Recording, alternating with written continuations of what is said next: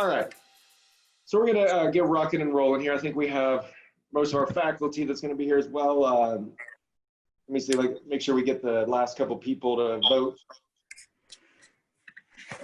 I'll end and share this polling here with y'all in a little bit. Interesting. All right, go ahead. No, all right, so one thing I also want y'all to think about, and you can take a minute or two if you want to jot down some notes, but at the end of this, we're going to do an elevator pitch. You have 1 to 1.5 minutes to tell me about yourself. This is usually that very first interaction you have with a recruiter, with someone you don't know. And so what we're going to do, and that's actually going to be one of our key outcomes of this whole program, is you telling your 1.5 or 1 minute story about yourself. And so if you want to take down a couple notes, but we will be doing that and practicing that in front of the entire class today. So I'm going to go through and walk you through kind of some tips and pointers throughout the 2-hour session. And then at the very end, we're going to do some practicing, show you some good and bad examples from our coaches, and then let some of y'all take a rip at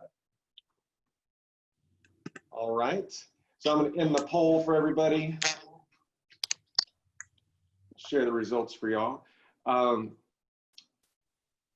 So interesting, it looks like, and this was from your survey, many of y'all think you're gonna make 50 to 70,000. Interesting, 2 of y'all over 100,000. 4 of y'all are, one most important success factors, y'all must have cheated and known something about this course. But it looks like the majority of y'all think providing value. I do like that none of y'all don't think it's your overall intelligence or what you know. I will say Lux probably plays a large part into it, and we'll talk about that more. And almost 90% of y'all feel that you're pretty good at public speaking, with 8 of y'all that say that you really, really enjoy it. So who out there said that they really enjoyed public speaking other than JT? I did. Who was that? Courtney. Courtney, why do you like public speaking? I just really enjoy, I mean, it depends on what I'm public speaking about, but when it's something that I'm passionate about, I just get like really excited to kind of like share what I think or how I feel about something. Well, good. That's a good start. Who else said that they really enjoy it? I also said I really enjoy it. Similar to Courtney, when I'm passionate about something, I like talking about it, and it's something I've gotten better over time, and so I enjoy it and think it's fun talking to other people. Well, good. Well, some of y'all a little terrified, which is fine. What I want y'all to know about this entire program is we're gonna get uncomfortable, or we're gonna get comfortable with the uncomfortable. We're gonna do some things that you may have never done before. There's gonna be some times that we all get embarrassed. I'm gonna mess up some, our coaches are. Don't worry about what the process is, worry about the end game. And I guarantee by the end of this, either you may not love public speaking, but you'll be much more comfortable with it. And you'll be able to do it in a very professional way. So today I want to kick off the personal selling essentials. We're going to start with introductions of faculty and coaches. I know some of y'all have already met a lot of us, but we want to introduce you and why we're interested in this program. I'm going to go into depth about what this boot camp is. Day one's lesson that I'll be leading today is you need to have a plan. You need to find a way to stand out, and ideas that spread win. And that's really going to be a foundation for the next 3 weeks. Then it's your turn to introduce yourself. So I'm going to have y'all do an introduction and do your elevator pitch. Have some of our coaches show you good and bad examples of those. And that's going to wrap up day one. At any time, as you'll see in the chat room, our coaches and Dr. Chikonsky is going to be posting a lot of things. We really do want you to be active in this group. If you ever have a question, feel free to stop me. You can also go in the chat and say, Doctor, I'll have a question. One of the coaches will stop me. But the whole point of this is not a lecture like you'd get in a college. The goal is to figure out what your goals are and make sure that we cater this boot camp to you so that you can succeed and achieve your goals 6 months to 12 months from now. So before I rock and roll, do we have any questions, any comments? All right. So we have a lot of faculty that have given a ton of time and effort to design this curriculum, or that will be lecturing, as well as being a part of our coaching sessions and supporting our coaches in this. So as you can see, I'm Dr. Zachary Hall, Associate Professor at TCU. I'm also the Director of our sales program at TCU. I'll save a little bit about me for the elevator pitch. So I'll let the other faculty introduce themselves, and then I'll do my kind of elevator pitch to start off. So I'll pass it off to Chico, or Dr. Brandon Chikowski. Good to see everybody. I'm Dr. Chico. My students call me Chico because it's the first 5 letters of my last name. Dr. Hall, how much of an intro would you like out of me right now? Do 30 seconds to a minute. Or no, everybody has a good intro. So tell us about yourself, why you're here, and why you're passionate about this program. Sure. So my entry into business began as a kiddo. My family owns Chikowski's Real Estate Center here in the Cultural District in Fort Worth. And we're a 100-year-old family in the city. And so I always had an interest towards small business, commercial real estate, and eventually residential real estate. My brother and family together run a real estate portfolio fund in Fort Worth, which we enjoy investing in refurbishing and renting properties, sometimes even flipping. Now, as a professor, I look back on a journey where I began at the University of Texas as a cultural anthropology major, traveling to 7 countries and 3 study abroads. That pushed me into public affairs lobbying, where I was mostly stationed in the Middle East and, of course, in the Beltway, engaging United States Congress. After that job, I moved into startup entrepreneurship that was mostly venture-backed. And so I got into fundraising using the same skills that I used in public affairs and policy advocacy. I then went to graduate school at NYU and went back to become a chief marketing officer of another venture-backed company into the startup ecosystem. Then I went and got a PhD that studied more of the methodology behind the data science of marketing, and eventually moved to Johns Hopkins University, where I joined the business faculty, then back to NYU as a professor, and then TCU came calling, and I was able to come home to Cowtown, where I'm now a professor, ready to help you and include you in my professional network. Awesome. And one thing you're going to learn from Chico is he always brings the passion. He loves TCU. He loves helping people. He's going to lead a lot of our personal branding and how to leverage your social influence on social media. So absolutely reach out to him. He's here to help. So then I'll introduce some of our other faculty that aren't here, and then I'm going to go to Jonathan Rhodes, who is on here. So Dr. Jessica Ogilvie, she's one of the leading professors in the world on millennials and how millennials can be successful in sales. So she'll be joining us for coaching sessions in weeks 2 and 3. Dr. Ryan Mullins, he and I got our PhD together. He runs the sales program at Clemson and is really focused on how you build relationships, how you become a trusted advisor with your customers. On Thursday of this week, you will get to meet Dr. Stephanie Boyer. She was named one of the top 10 most influential people in sales on LinkedIn. And she's going to be teaching with Chico on social selling. And so that one would be a very, very important discussion on how you can leverage LinkedIn and other aspects to build your social brand. Kevin Smith will be here. He may actually join us today. He's our strategy lead at our sales center. He helped start up Fox Sports. He helped start up the NFL, or the NFL Sunday Ticket. And a number of other things. He's going to talk to you about building your personal brand, and he'll be talking tomorrow. Corey Hutchinson is one of our new faculty at TCU. He was a senior VP at VMware. He's currently CEO and president of Sales Audit. Absolutely one of the most talented and knowledgeable sales faculty that we have. And then we have Jonathan Rhodes, who's on the call today. And I'll let Jonathan introduce himself. Sure. Fun to be here. I'm a TCU grad as well, 03 from Mealy, but I'm pretty much a leadership and talent performance guy that it seems to have always been in the world of sales.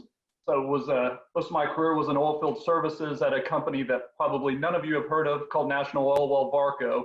But I grew through there from business development and marketing roles to eventually be what we call the corporate director of sales effectiveness. So we were the fastest growing company on the New York Stock Exchange for about 10 years in a row, doing 30 to 40 acquisitions a year. So I was over the group that was in charge of Salesforce post-acquisition integration, and then with that, leadership development, talent management, training, development, succession, all for ultimately about the 15,000 people across the 28 business units we had in our global sales organization.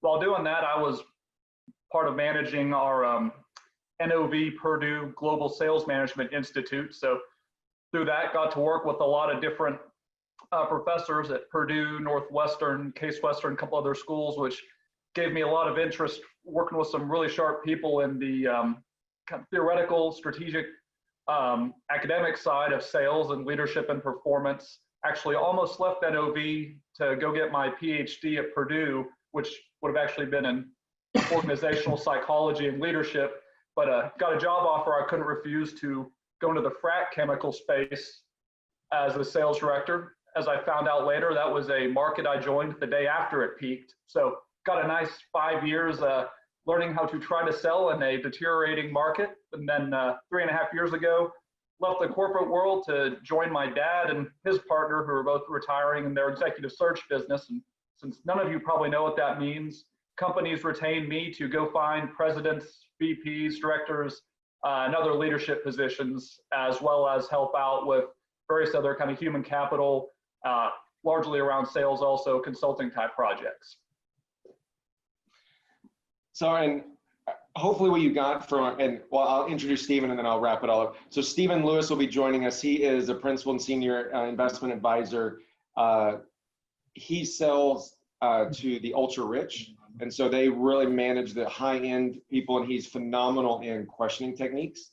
And so what I want you to get from seeing all of this faculty is we blend academia, so the science behind things, but more than that, we bring tens to hundreds years of professional experience. And if you get anything out of this program, I want you to, and I'm truly open to this, is our network is open to you. So Jonathan's in a professional search firm. Dr. Tchaikovsky knows just about everybody in Fort Worth, on top of real estate, venture capitalists. I know just about anybody in the sales realm, recruiting side. Kevin Smith knows anything in sports. So if you're ever looking for to open doors, that we're absolutely here for us. Feel free to go through our LinkedIn, ask us for any connections. We're here to help you with that. But this is just our faculty. Y'all don't want to hear about us. What we really have, and this is probably the most important group that we have in this entire program, are our sales coaches. And so we have 5 of them. I think 4 are on the call today. So I'll let's start with Emily, since her photo's up there first, but go through and introduce yourself. Again, I think these are the most important people of the whole program that's going to provide you the most value. All right, well, hi everyone. I'm Emily Watts, obviously, as you can see on the slide. I'm a senior marketing major at TCU. And honestly, I just wanted to take like a quick second to encourage all of y'all who might be a little nervous, because last August, I was in the same position with this program. Dr. Hall can attest to that. I was very nervous. Even today, I get nervous before I talk to big groups of people. But honestly, I've seen how this program has not just leveraged my abilities to sell things and grow in that realm, but also just grow in my own personal confidence and sell myself. So just know that I'm a resource to y'all in any way that possible, whether y'all just want to talk about how to grow yourself personally or also like in the sales realm. So yeah, that's it about me. Thanks, Emily. Cameron. Yeah, thank you for the introduction. My name is Cameron Paul. I'm a senior finance major. I can't say it better than Emily. We're here as a resource for you, and it's, I mean, exactly what Zach said. It's all about getting comfortable with the uncomfortable. Personally, I've gone through the whole sales program and the certificate at TCU, and there's gonna be times where things are gonna be tough, and you just gotta lean into it. The growth that's gonna come out of this 4 weeks is gonna be so pivotal. I can't tell you enough. I mean, just in my time working with the sales program, how many students have come up and like absolutely crushed it after learning some of the sales techniques and some of the things that we go over. It's going to be so cool this next 4 weeks to see you guys grow. And ultimately, I mean, I'm growing with you guys. I'm still a student, right? I still got another semester. So you guys are probably going to teach me some things too. But I'm really excited for the next 4 weeks. Perfect. All right, Jacob. Hi, everybody. Jacob Dean. So I'm going to steal a little bit of what they said. My name is Jacob Dean. I'm a supply chain major. I'm not your typical salesman recruit, and nor was I whenever I joined the courses under Dr. Hall. Specifically, he can tell you I was the worst on the first day. Cameron, Cameron's laughing. Cameron can talk about how much, you can get. The commitment will take you through this course and help you develop so much more. And it's going to be fantastic watching y'all do that. And that's what I'm looking forward to most. But getting that commitment and really working through it is going to do so much for you. For me personally, it allowed me to get from not being able to do any public speaking at all. The three options that we had, petrified, that was me. And so being able to turn that into, going from worst and just going into the coaches, go to all the coaching meetings, and being able to turn that into worst to fourth place is what I ended up finishing at, was, a great experience for me. And I really hope this could all be a great experience for y'all as well. So I look forward to coaching with y'all. Jacob is, he is meticulous. He will be able to help walk you through step by step. But what I want you to get from what there's two real key takeaways from what he said is committed. We're offering 15 plus optional coaching sessions in the mornings, in the afternoons and evenings that you can join, and we'll go through and dive deeper into things. Again, you can join those if you want. But Cameron, Jacob, Emily, Jackie have designed those courses, those coaching sessions to help you out. So they're there for you as a resource. Take advantage of them or not. And the second is man, I don't even know how to describe it, but Jacob, if he sees a brick wall, he's going to run through it, or he's going to keep running and hitting it until he runs through it. And I think that's what I hope you get from this. I saw some of y'all's goals and things like that. And I really want y'all to dream bigger, get uncomfortable, and then break through that. And that's where you're going to see huge growth. And that's what I saw from Jacob. We all saw that with Jacob. It's amazing. So now we're going to end with Jackie. Jackie, tell us a little bit about yourself. Hey guys, my name is Jackie. I'm a incoming senior comm studies major at TCU. I'll keep it short, but I was the first non-business major to be in the sales program. And just like Emily, Jacob, and Cameron said, this program's super awesome. You're going to learn a ton. And I'm here as a resource. If you ever need help, you want someone to talk to, feel free to reach out to me. I think you guys are going to have a really good time. So yeah, just stay pumped, stay excited. And what I love about all of these, and you may get to meet John later, is all of our coaches are from different backgrounds. So you have Emily with marketing, Cameron with finance, Jake with supply chain, Jackie with comms. They all come from all different parts of the world, all different types of life, all different personalities. What I want you to get from this program is we don't want you to be someone you're not. We want to leverage the best aspects of you and being authentic and yourself. And so anytime that you feel that you're being too salesy or something that's not within you, find a way to make it your own, because that's the only time you're going to be successful is when you're authentic. And I think Jackie, Cameron, Emily, and Jacob can all attest to that. Whenever they tried to be something that they thought we were trying to mold them to, that's when they failed. But when they were able just to relax and have a professional conversation within their own self, that's when they succeeded. So enough about us. Any questions before we get going? I know we've been doing a lot of talking. Any questions? All right. So if you were at the info session, some of this will be what we covered there. But I really want to let you know why we designed this program, because then that's going to let you know everything that we do, kind of a foundational of why we're doing that. So why we did the program is, many of y'all touched on this, and many of y'all said you did not want to be in sales, but more than 50% of y'all, when you graduated college, were likely to go into sales. Oh, it's crazy is that less than 1% of y'all ever actually took a sales course, even personally, took nothing around how to actually sell an idea. And so that's originally why we started this. And what you'll notice is this is not a sales program. This is a personal selling program. And the reason why we did that is because selling impacts all aspects of your life, from recruiting, relationships, promotions, retention, everything in your life, learning how to sell your idea impacts. And so we started with career. And obviously, this is just a sample of some people who have gone through our program and where they went to work. The who's of organizations. Any of y'all want to go work for Google? Maybe, it's pretty awesome. Their first job, no matter what you do, unless you're an engineer, is in sales for 2 years. Why do you think your first job at Google has to be in sales, regardless of major? Evan, calling you, Evan. Why do you have to go into sales at Google?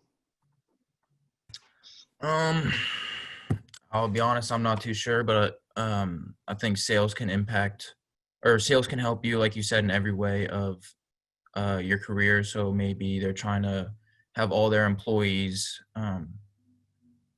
have a sales background to help them through everything in their career. No, you're good, Evan. So Evan, what's your major? Econ. Econ. Or what do you want to, what would a dream job for you be? Like what type of job?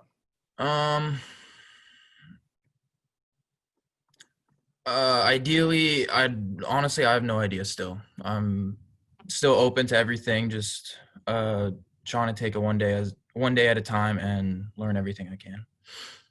Perfect. All right. So then we'll maybe go to JT. We'll go to JT. Why would JT's an actor, also wants to go into sales. Why would your first job at Google be in sales? Well, Google is all about connecting people with ideas. Google's the largest search engine ever, with YouTube being the second, and Google owns YouTube. And so they'd want all their employees to go into sales so that they have the ability to articulate Google's vision through the sales program before moving forward. If you can't spread these ideas, then you're not going to be effective at Google, because Google is an idea generator. Yeah, very good answer. And why companies want you to go into sales is, imagine if you're in accounting, finance, marketing. How can you brand Google and understand their brand if you don't know their customers, their competition, the environment that they're in? All of that, so that you get, when you go into sales, it immerses you in all of that. And after 2 years, then you can go into whatever you want. So many of y'all, if you're not thinking of a first or a job or career in sales, generally your first one will be in sales and will have the highest trajectory in terms of getting to the C-suite. Even in accounting, even economics, being able to understand the whole plethora of the organization will allow you to advance quickly in that organization. So we initially started this program because we wanted to help your career. Students in this type of program, even during COVID, have multiple job offers. Offers are exceeding 6 figures. And we're still talking 18, 19, or not 19, 20, talking about 21, 22-year-olds at over 100,000. But then we sat back and we thought, and Chico and I and Cameron and Kevin and others were like, this is great, but everybody has a different skill set, different goals. So how can we develop a program, not just for their career, but that can help them out in everything in their life? And so that's when we added the personal selling component to it, more than just a professional selling. Sarah, was that your dad coming in? Yeah. It's okay. I mean, I have my dogs in my lap, so it's okay. I mean, we're all in this new world. So, interesting. We took a poll on salary, and it looked like the results. Most of y'all thought you'd make about 60,000. Who put 60,000 down for their starting salary? Jack, why'd you put 60? I thought it was a safe number. I mean, obviously I would enjoy making more, but I feel like 60,000 was a good starting number. And it's also a salary that I feel I would be able to, if I had the option of multiple different job opportunities, 60,000 is a number that's not too much to where I would just be choosing it for the money, and it would allow me to also be exploring what the company offers for me as well. All right, so I'm typing something in the chat. Two things that I really got from that. You said it was safe, and you're not choosing it for the money. So, Jack, I want you to remember those two things for later in the session. We're really going to talk especially about that first one, safe. A couple of y'all said over, well, and who else said 60,000? Just chime in. I put that as my answer, and this is Sarah. And that's because like my past experiences have been working either in the nonprofit world or in the arts. And those jobs typically are on the lower end of the scale with not a lot of opportunities to work off of commission. And just looking at career trajectory, like that would be what I would be hoping for, because that would be an increase from what I'm currently making at my job as an executive assistant. So Sarah, being devil's advocate, so because you want to go in the nonprofit world. I actually would like to transition out of, but I started in the nonprofit world. But so you have a passion for helping people. Mm-hmm. Like truly, Correct. You're going to hear that a lot in this program, but you truly do. What I want you to get from this is, and one of my favorite students was very, very similar, Jess Woods. She had a passion for food. So she thought she wanted to be in a restaurant. Today, she has 4 promotions in at Hershey. She can still have a passion for food in a company that met, going to what Jack said, he didn't choose it just for the money, but that met her values and she loved. And now she's around food every day and being able to do that. And she's doing very well. So it's one thing I'm going to challenge you with during this program, since I know a little bit about you, is I know you want to help people. Let's find out what that world is, and you can help organizations while also having the largest upside for you and your family. If I could jump in real quick, Sarah, half of my business is with nonprofits. And so I can tell you, if that's an area of interest, saying you want a career in nonprofit does not mean you're taking a vow of poverty either. It's a much deeper conversation there, but especially if it's fund development, which is sales. Fundraising is just sales with a different name. A lot of people do very well. So it's just something to keep in mind. If sometimes the turnoff is, I can't really earn what I'd like to earn. That's not necessarily true.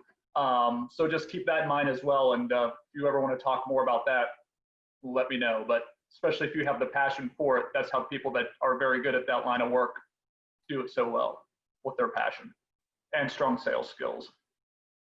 So maybe Sarah, you may need to set up a session with Jonathan, and he can talk to you about some of his expertise in the fundraising, or not necessarily fundraising, but nonprofit world. That'd be great. All right. So Adam, I assume that you were one of the 6-figure people. Yes. Why would you say? Why did you go for 100,000 plus? Honestly, I do know you personally, and you've always made it clear: shoot big, big ideas, big picture. I think that, and being in a career where you apply value and you're meeting people, and if one of your strengths is like mine, I love people. I like helping people. I have a passion for it. I think that is a realistic salary if that is my job. If my job is to do that, to apply value, to help people, I can grow in that, which is one of the main reasons why I'm doing this boot camp, to get the tools to do that. And I think with that and with further experience, I think that's a realistic number. Is it big picture? Yes. Is it exciting? Yes. So that's why I chose it. Love the energy. So a little bit about Adam. Adam, what's your major again? It was kinesiology and sports science? I was a double major in movement science and communication studies, and a minor in nutrition. So Adam has been training and coaching some of the best athletes in all of DFW, professional athletes, boxers, MMA, strength and conditioning, and now looking to transition. He's phenomenal in his people skills, but never had a formal business foundation to put on it. And so he's transitioning to that and adding those skills so that he can further his professional brand. That's correct. All right. Anybody else want to comment on the salary poll of what they thought they should get for their next job? Yeah, Dr. Hall, Frank Chumas here. You know, we talked about having a safe option at $64,000, but I think, in my personal opinion, you know, is 6 figures outrageous? No, I think, you know, everybody from TCU is very bright and smart. And I think it's something that we should be all like, that should be our base, you know, what we're looking for. And I know options are tough nowadays, but you know, I think the value should definitely be high, shoot for the stars, just like Adam said. You know, 6 figures is not outrageous, in my opinion. No, I love that. And so a couple of things, Adam and you both hit on it, is when I read through y'all's goals and when I have a coaching session, some of y'all, I'm gonna push y'all to aim bigger, to aim higher.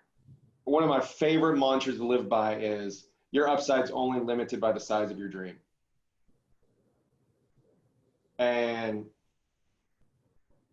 I'll tell you, my first job when I was 17 years ago, that dates me, was 50,000.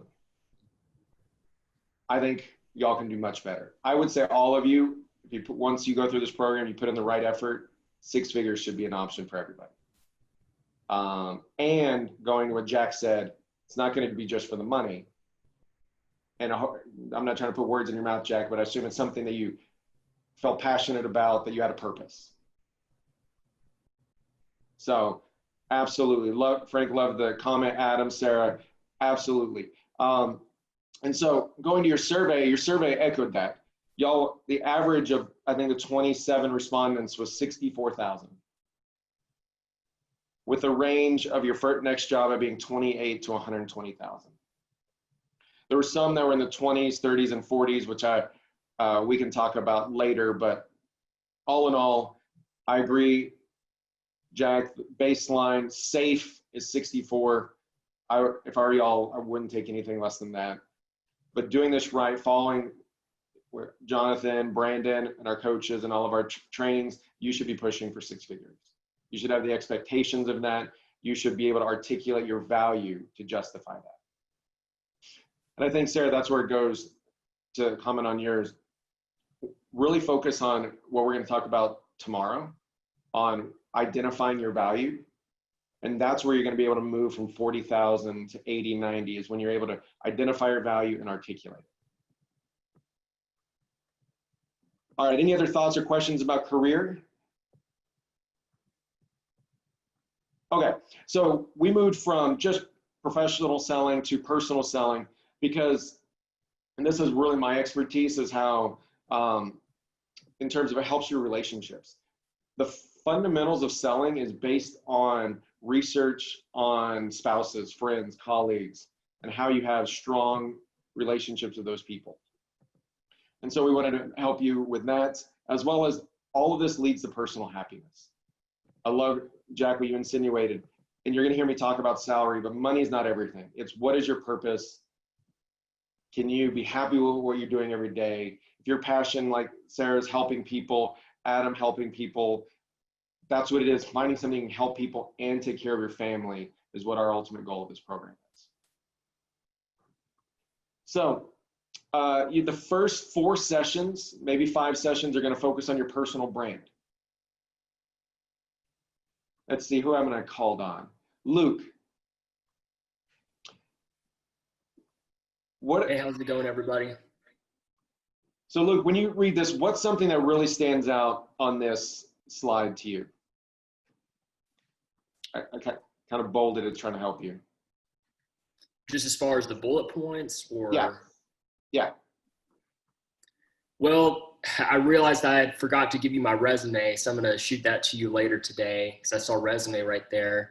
But as far as the online curation, I'm doing a lot of stuff online. So I've realized how important it is, at least in my personal brand, to just to speak to what people really want instead of just, kind of just saying whatever. Do it strategically and leverage yourself better in a way where because everything's changing with coronavirus. With at least my work, is that I've gone online for a lot of what I do. So I look at a lot of this, and all of it's very important because you got to learn how to effectively speak and articulate concisely about who you are and get people excited about what you can bring, the value that you can bring, and do it in a clean way that really resonates with whoever you're speaking to, which you need to be able to do that differently depending on who you're speaking to.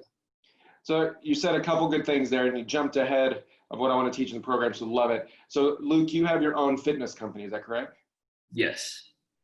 And you're currently doing online curations, making posts on LinkedIn and other places to show expertise. And you're going to get a lot of that from Dr. Chico's session on Thursday. But what I loved what you talked about there is at the very end, and it's on this slide I wanted you to touch on, is it focuses on your differences. I think many times in college, we're told we need to be the same and we need a certain curriculum. Evan, econ majors need to take X classes. Frank, you should only do comms classes and things like that. But the key of this whole program is to focus on your differences. So Luke, comment on that a little bit. You mentioned how you're being different. Why do you think being different is really important in this program and just in life? Well, I've really seen that and I thought it was really interesting that the TED Talk talked about this, because now, especially with the coronavirus, with everything that's happened recently, the safe thing to do is to, to stay the same. You've got to find ways to differentiate yourself and stop being plain vanilla in a world where, especially for me, it's like, what I do right now, I mean, if I don't sell, I don't eat, because that's all that I'm doing is I'm selling to clients online, or I've got still some in person I work with.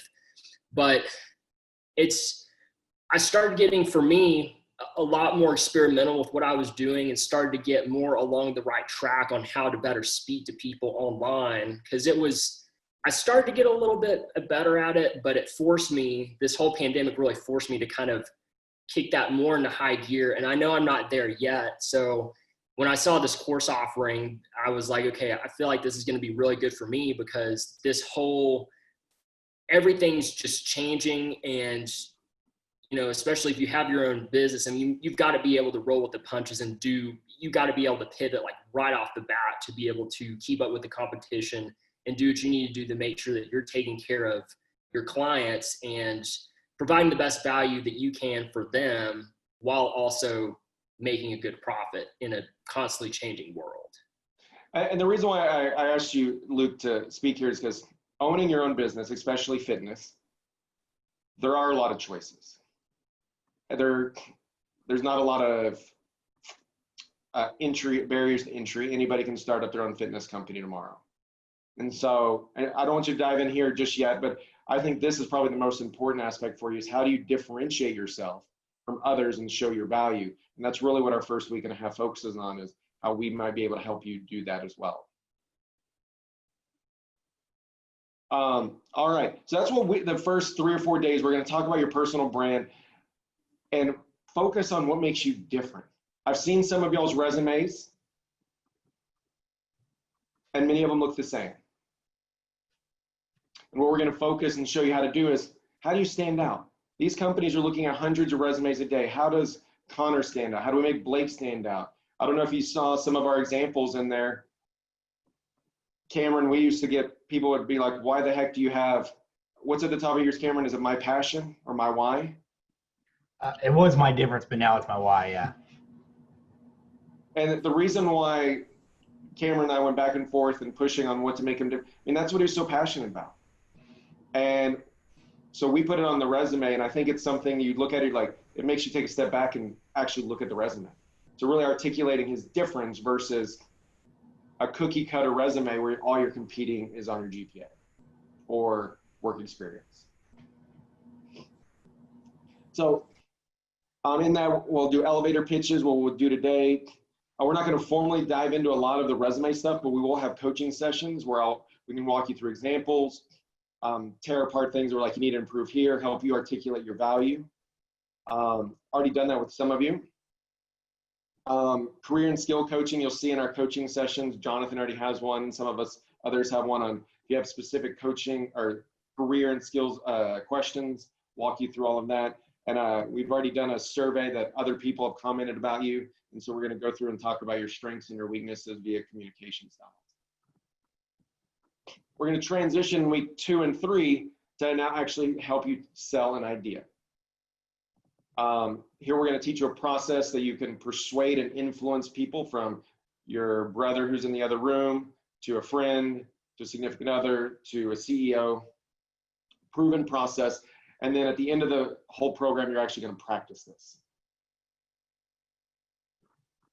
Sprinkled in there, we're going to teach you the fundamentals of persuasion and influence. You're going to hear me call this a universal tool. Anybody have an idea why it's called universal? See what I'm going to call now. Olivia, why would I call something a universal tool, the word universal? I think that you would call this a universal tool because you need it for anything that you might be doing, and you need to learn how to adapt to talk to different type of people because people communicate differently. So it's really important that you are able to persuade different types of people in any aspect of your career. So very, very good and very close. So the words that I really liked you said is any, always. These tools that we're going to teach you are universal because they always work. They always work, even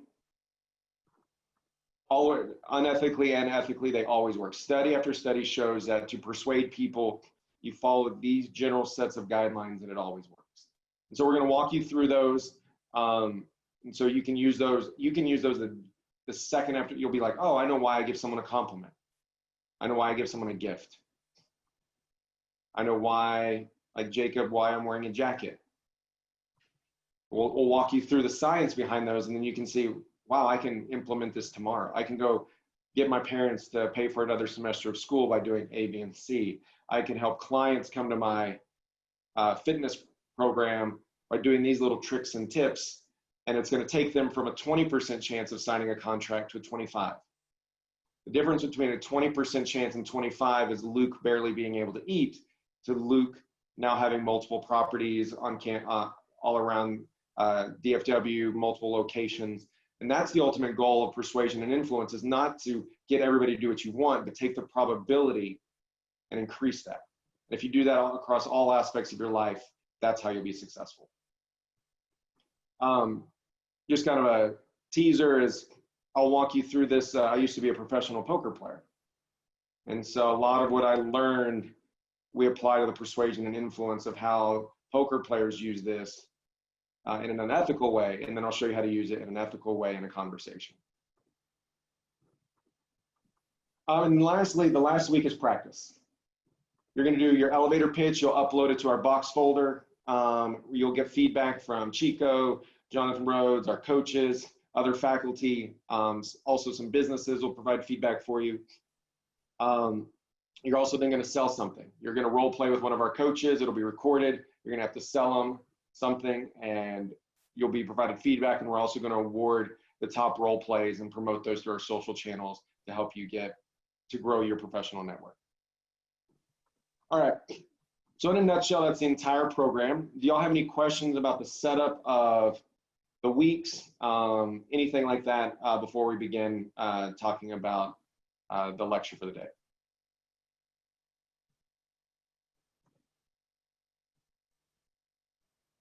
No?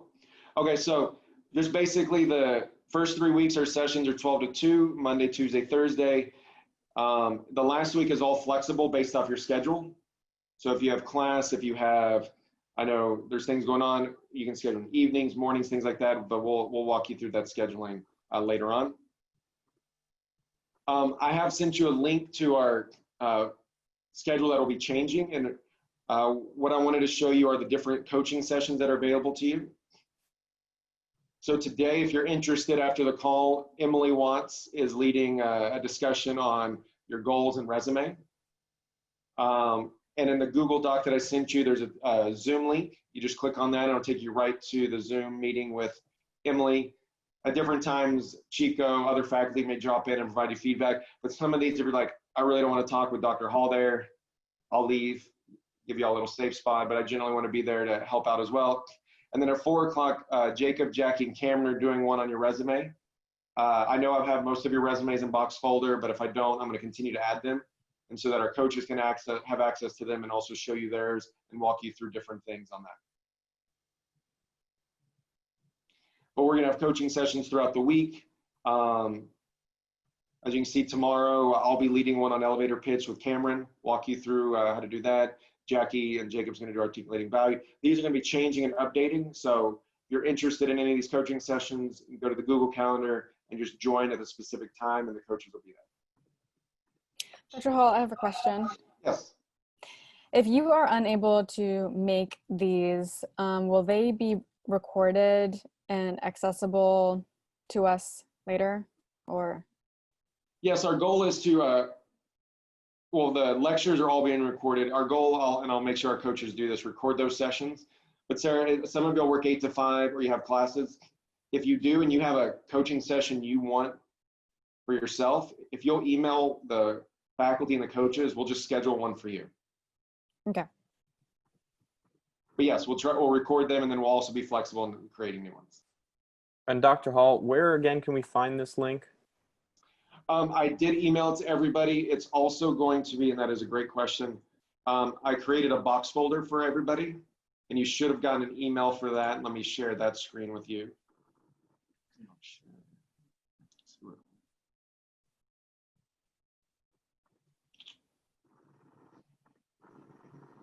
Give me 1 second. Pull that out.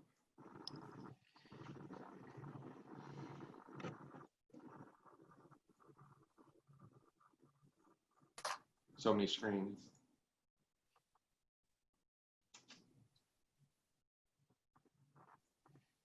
All right.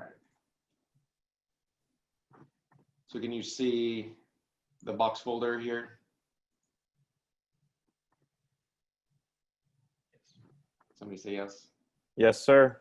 Okay, so I sent a link to you, and so this is where all the, if you want to see who commented about you and what the survey results were, I'll be analyzing those and providing a cleaner format for those. All of your resumes will be here. I haven't got them all in there yet, but they will be. And then so will our coach's resume, so you can see examples. Your elevator pitch will upload to this folder later on in the program. And then if you're ever confused on where anything is, you can click on the class info for bootcamp. And it'll walk you, it'll have the link to the calendar. It'll also have, if you forgot how to get to the class, it'll have the link and the password of the class and any additional information I'll be adding to that.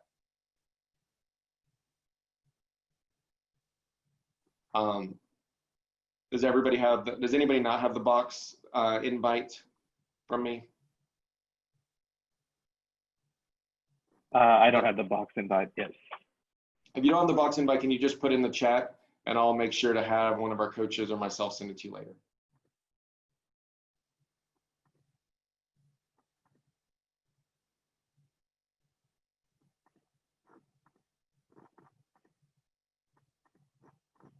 All right. Great question. So all in all, you should have the box folder. The Google Doc will take you to the calendar and you can just choose which one you want and add. I think that's everything. Anything else? Any other questions on the basic logistics?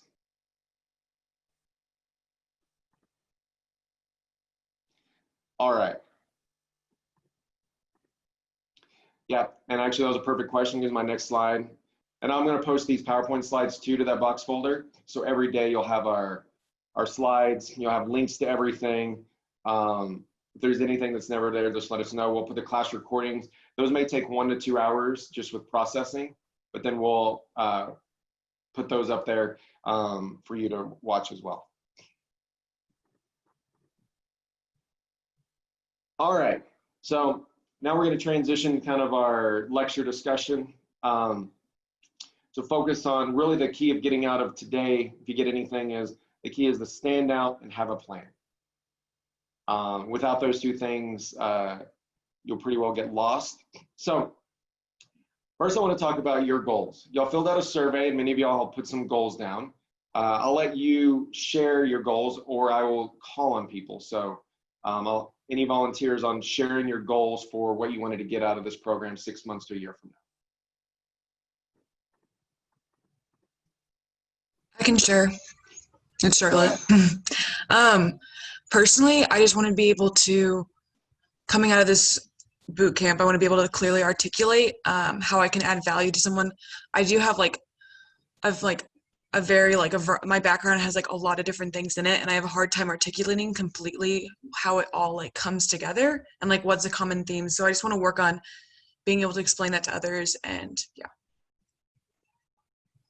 No, that's Later great. on, that's something I can particularly help with. Having come from so many disparate areas of the marketplace and able to synthesize all of these skill sets and knowledge areas and bases of enthusiasm into one holistic career that not only is fulfilling and fun, but also remunerative. Perfect. Yeah, and Charlotte, just for the whole class, because we're going to all get to know each other pretty well here, give us a little bit of background about you and why clearly articulating your personal brand would be important. So I'm from Connecticut. I'm an accounting major at TCU, but going into my junior year. But so I like coming from Connecticut, I already had like a very different background from a lot of other TCU students. And I went to boarding school as well. So I've been used to like being away from home always and being in like just challenging myself every day to be the best person myself always too. And then coming to TCU, I didn't know anyone. So I immediately got involved in a lot of different things around campus I'm on the rowing club, and I'm the president of Dance Marathon at school. So I try to like get involved in a lot of things. And that's kind of why signing up for this boot camp, I thought coming into it, I was gonna be able, coming into it and going through it and then coming out of it, I wanna learn how to be able to clearly articulate all of my experiences, because I think there's a way I can like be able to synthesize it. And I think I just have a hard time finding sometimes why I originally joined something or what I've completely gotten out of it. But yeah. Well, good. And Charlotte, we could talk forever, because I mean, you have done so many amazing things, and you're all over the place is not the word. It's that you do a lot of things. And so I look for, I think your goal is really good of, even to be a art, clearly articulate. If the step before it is, what is your personal brand? What is your value? And then the articulating part's the easy part. So I think that's a great goal. Let's see, Sebastian, what's a goal of yours 6 months to a year from now? I would echo Charlotte's comment about wanting to correctly articulate my personal brand, especially that elevator speech, that 1 minute intro to recruiters, and definitely create confidence in the way that I talk and pitch that.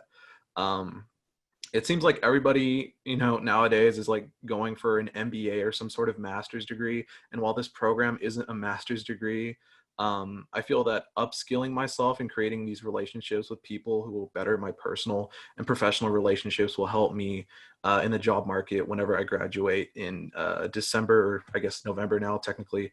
And so with that, I hope to eventually get into a very successful sales career. And what that looks like is probably a six-figure earner. And something that I'm happy with, and something that I thoroughly enjoy every day. Awesome. Sorry, I'm just going to write some of these so everybody can see, so we can be accountable to these. So one thing I would ask for you, Sebastian, I think you do need to, is to write down your goals. And and this can also go to Charlotte, needs to be specific. Have defined benchmarks. So Sebastian, you're graduating in November. My goal from this boot camp is I want, by the end of mid-August, I want to have 3 interviews already lined up. End of September, I want to have 6 interviews. And by November, I want to have 3 offers, all above 80,000. I love it.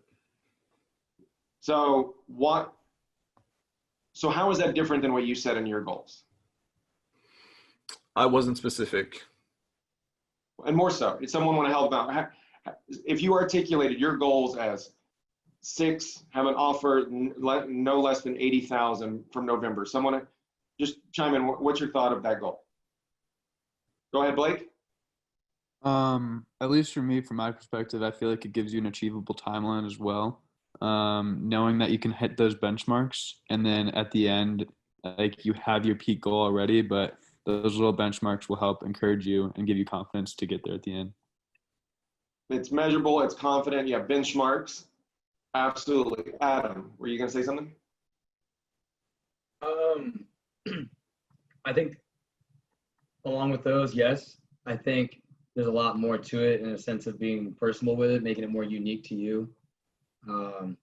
Why do I want to do that? We all have our own motivations and everything. And everything you just listed, you know, numbers, quantitative data is great. And it's the qualitative data that goes with it, or the qualitative reasons that go with it, which I think that make it extremely important. No, I like that, adding the why and the qualitative. And the key to this, and Blake and Adam and Sebastian, you all touched on this, is having a 6-figure sales career that's vague. I can't envision that. It's fuzzy. But when I have something that's more concrete with reasons behind it, then I can actually see that. I can see what 80,000 looks like. I can see what job offers look like. I can see if it's in the tech space. Charlotte, you were specific. You want to be able to identify your personal brand. You may be a little more specific. Identify really what's the core of me. Like you do so many things that are amazing. What's the underlying core? What's the underlying reason? What's the underlying foundation? Once you know that, everything else falls into place. All right, who else has got a goal? Who am I going to talk to today? Michael. Yeah, hi, how you doing? My name is Michael. So, I mean, I was listening to everybody kind of talking about having structure. You know, first and foremost, what I want to get out of this is to be able to be comfortable in an uncomfortable situation. I like to think of myself as a very personable guy and can relate to a lot of people. So I definitely think that's one of my strengths, but you know, becoming comfortable in these situations, in these professional situations where you have to be able to sell yourself is something that I, you know, don't have the experience, but am driven to want to get better at. So I wrote down just becoming, you know, concise and kind of selling yourself and explaining yourself to people, whether that be professional or personal. That's something that I want to grow in. So definitely being comfortable in uncomfortable situations and having clear and concise selling points and along with goals for yourself. All right. No, that's great. I mentioned previously comfortable and uncomfortable. That's our goal. So other than professional, Michael, when do you feel uncomfortable?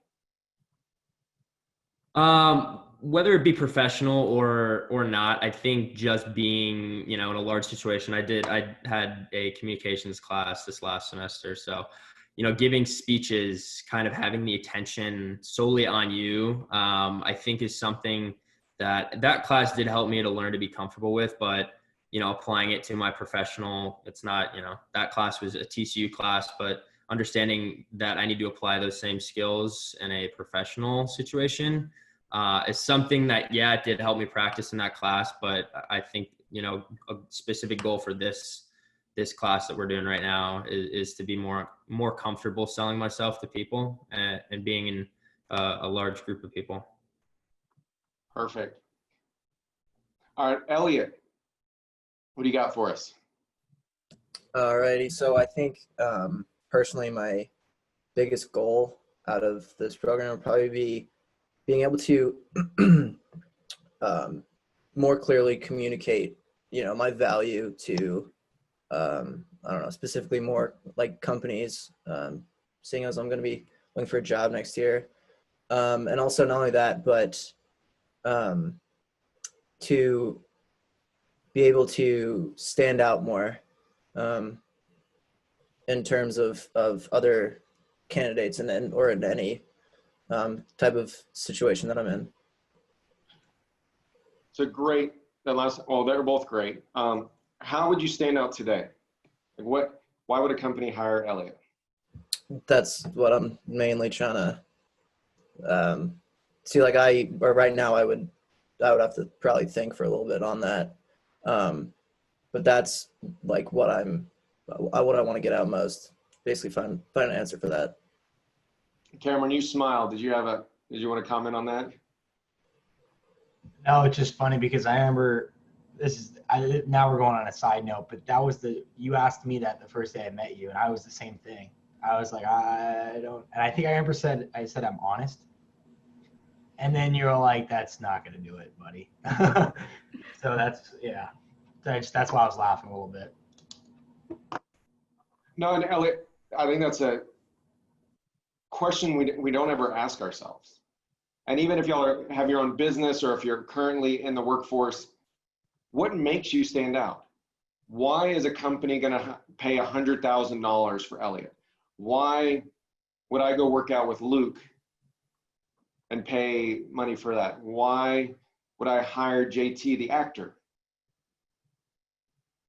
That's a very important question. And if we can't answer that, then you're probably going to be at the $40,000 to $60,000 range. Dr. Hall, my entire business is around going to my clients and making the case of here's why person X and or person Y stand out. You get right down to it. That's everything it's about. And it's so important that companies pay a lot of money to have people help them sort through that information. Everything comes down to how you stand out. So yeah, great point there, Elliot. Let's see, let's get one more. All right, Blake, you had your hand up? Yeah, I think something also that totally agree with a lot of the points already listed, and I think those are valuable takeaways. But I'd say I have a good recognition of who I am, but trying to apply that to what I see my passion is for a professional career. So personally looking into the professional world probably in about a year from now, a little under that, but I want to be able to use my strengths and drive that towards a professional career that I'm passionate about. And Blake, what are you passionate about? I'd say I really love working with people. I know that working with others I need to be interacting with others on a day-to-day basis. I've been able to work within real estate for a couple of years, a couple internships. And I think starting within brokerage would be a realistic expectation of working with others and applying selling techniques as well. All right. Well, then you may want to talk to Chico some. He's a real estate fiend. Knows just about, not just about it. He knows almost everything in that space. He can help you out with that. Definitely. All right. Luke, I think you had a specific one in your survey, so I'll let you go. Yeah, so a lot of y'all are probably going to think that this is crazy, but so a year out from after this boot camp, I'm shooting for triple six figures because I'm in a mentorship right now for online training consulting where I'm seeing these people that are using these systems and they're generating 40 to 50K a month. And I feel like if I'm able to more effectively leverage my personal brand and my story and my why and build deeper and better relationships with people who might be willing to partner with me in helping me get to that point. But more than that, I'm in the business of helping people. I mean, with a lot of what other people have said, and Adam's been in a profession very similar to me. I mean, nothing makes me happier than seeing other people succeed and being able to be a part of that process of leading them from point A to point B. And I've been able to do it on my own terms, but it hasn't really, I mean, I've done relatively well with things considered that have happened in my life over the past couple of years, but I want to really use this to get ahead of the curve and really just go after it because it's not outlandish because I've seen it with what I'm involved in right now. So it's just a matter of making it happen and strategically doing what I need to do in all aspects of my life to just make it happen. Yeah, so love all of that. And I wanted to save you almost for last for this one because I saw when I went through the survey, I saw that how specific, and also the pretty big goals that you had there. So you wanted to gross at least 300,000 almost a year from now. And then 1 year out, you want to enroll 100 new clients through your high ticket online. What can you kind of mention what that program is? So right now I've got these 2 offers. That one of them is a 6-week program that's straight through my website that they can just buy. And I've had a couple of people that have done that, and it's a shorter program, but there are, because in high tickets, programming is a big thing in the fitness space right now. And a lot of people, a lot of these fitness professionals, they're selling these programs for like $2,000, $3,000, sometimes $5,000 at a time. And being able to use a lot of these skills that we're going over here, because of course, it's not like I'm brand new to sales. I mean, like I said, I've had to sell to eat for the past 18 months, but being able to do it at a higher level and really get better connected and really just, dive into this environment with the mindset of, okay, this is going to happen, and just, do everything that I can do on my side to make it a reality. So that's where I'm at right now. Well, I think it's doable. I have seen the upside in the online fitness space. It'll be interesting to see how things goes, and I look forward to working with you and making sure we can make this happen. So everyone, we can't go through everyone's goals right now, but I went through some of y'all's, and my key takeaway, I saw a lot of these same things: 6-figure career, stand out. Some of y'all, I think the key is I want y'all to aim higher. What you're going to realize through this program is y'all are all different. You all have your unbelievable talents, unbelievable skill sets, great foundation. The only barrier that's stopping you is what you set your threshold at. If Luke set his at, I want to make 30,000, he would align his effort to make 30,000. But he's aligning his effort to making 300. Luke, were you going to say something? I was just going to say, 30,000, that'd be like going backwards for me. So I'm glad I didn't put that down. No, and so to go with that, I'll share one of our plans here for our program. Our goal that we set 2 years ago was to be the #1 sales program in the world. This was before we even had a sales program. So what do you think how that changed us and how we behave?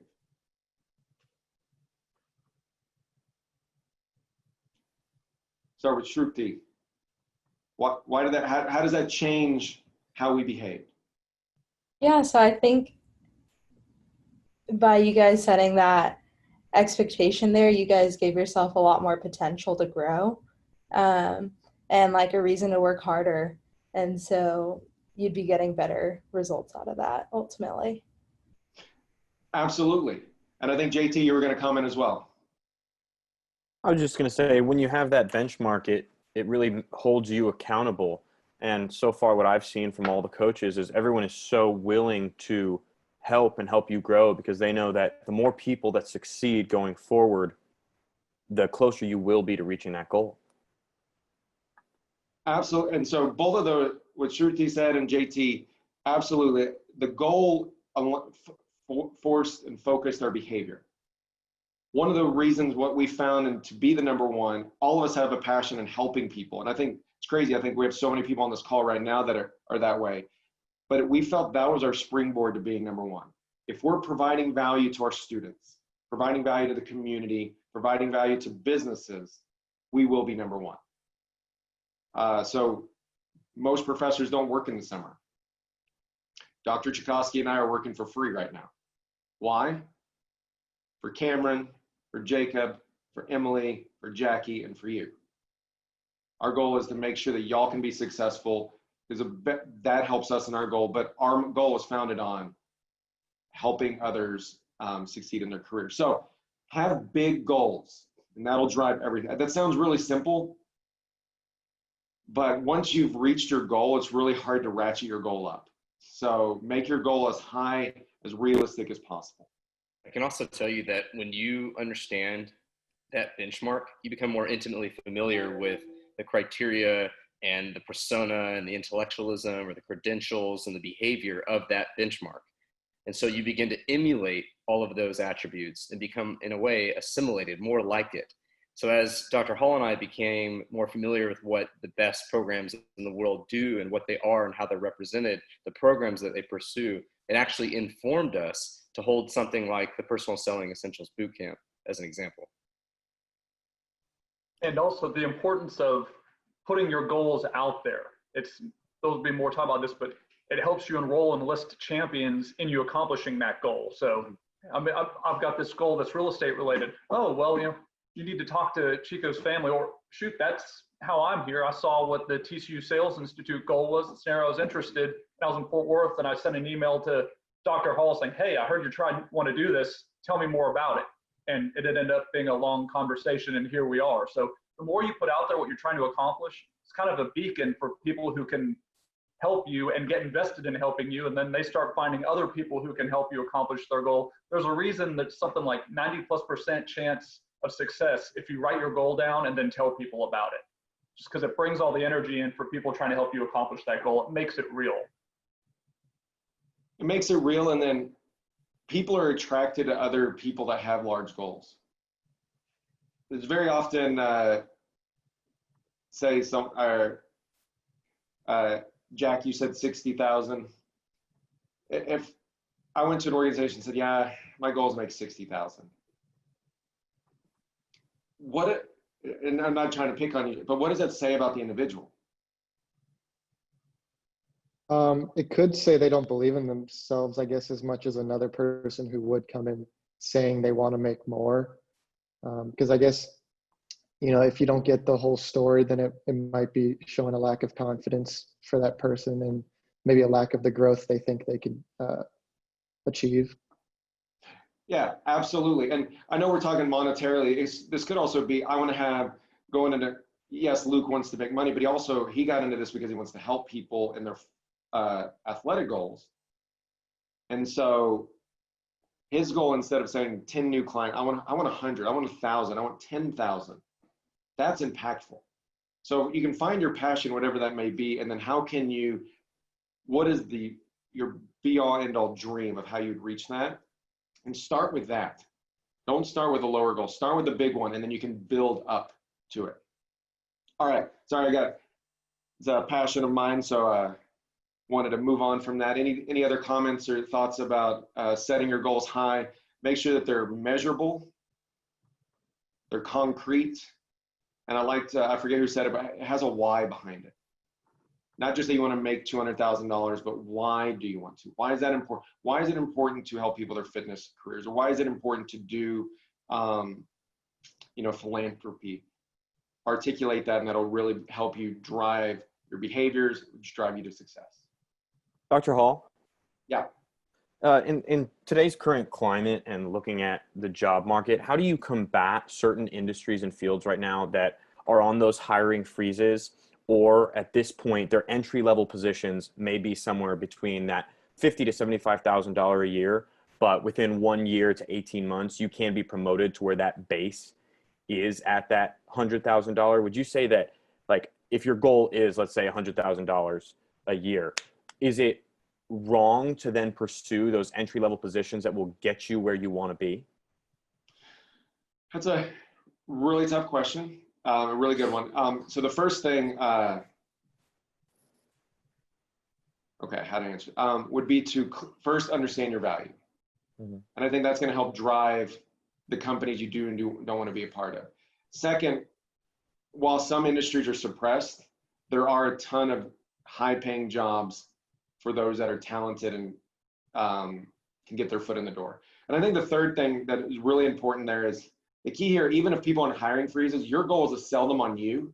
Mm-hmm. Or when things open up, you're top of mind. So it's not, and we're talking about this in selling, you're not trying to close someone on hiring JT.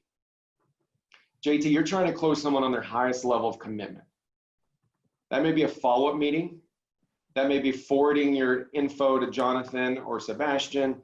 It may be sending it up to HR. It may be sharing it with other people in the industry.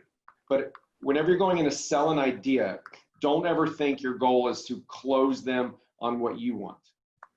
It's to close them on the highest level of commitment that they can make. Okay.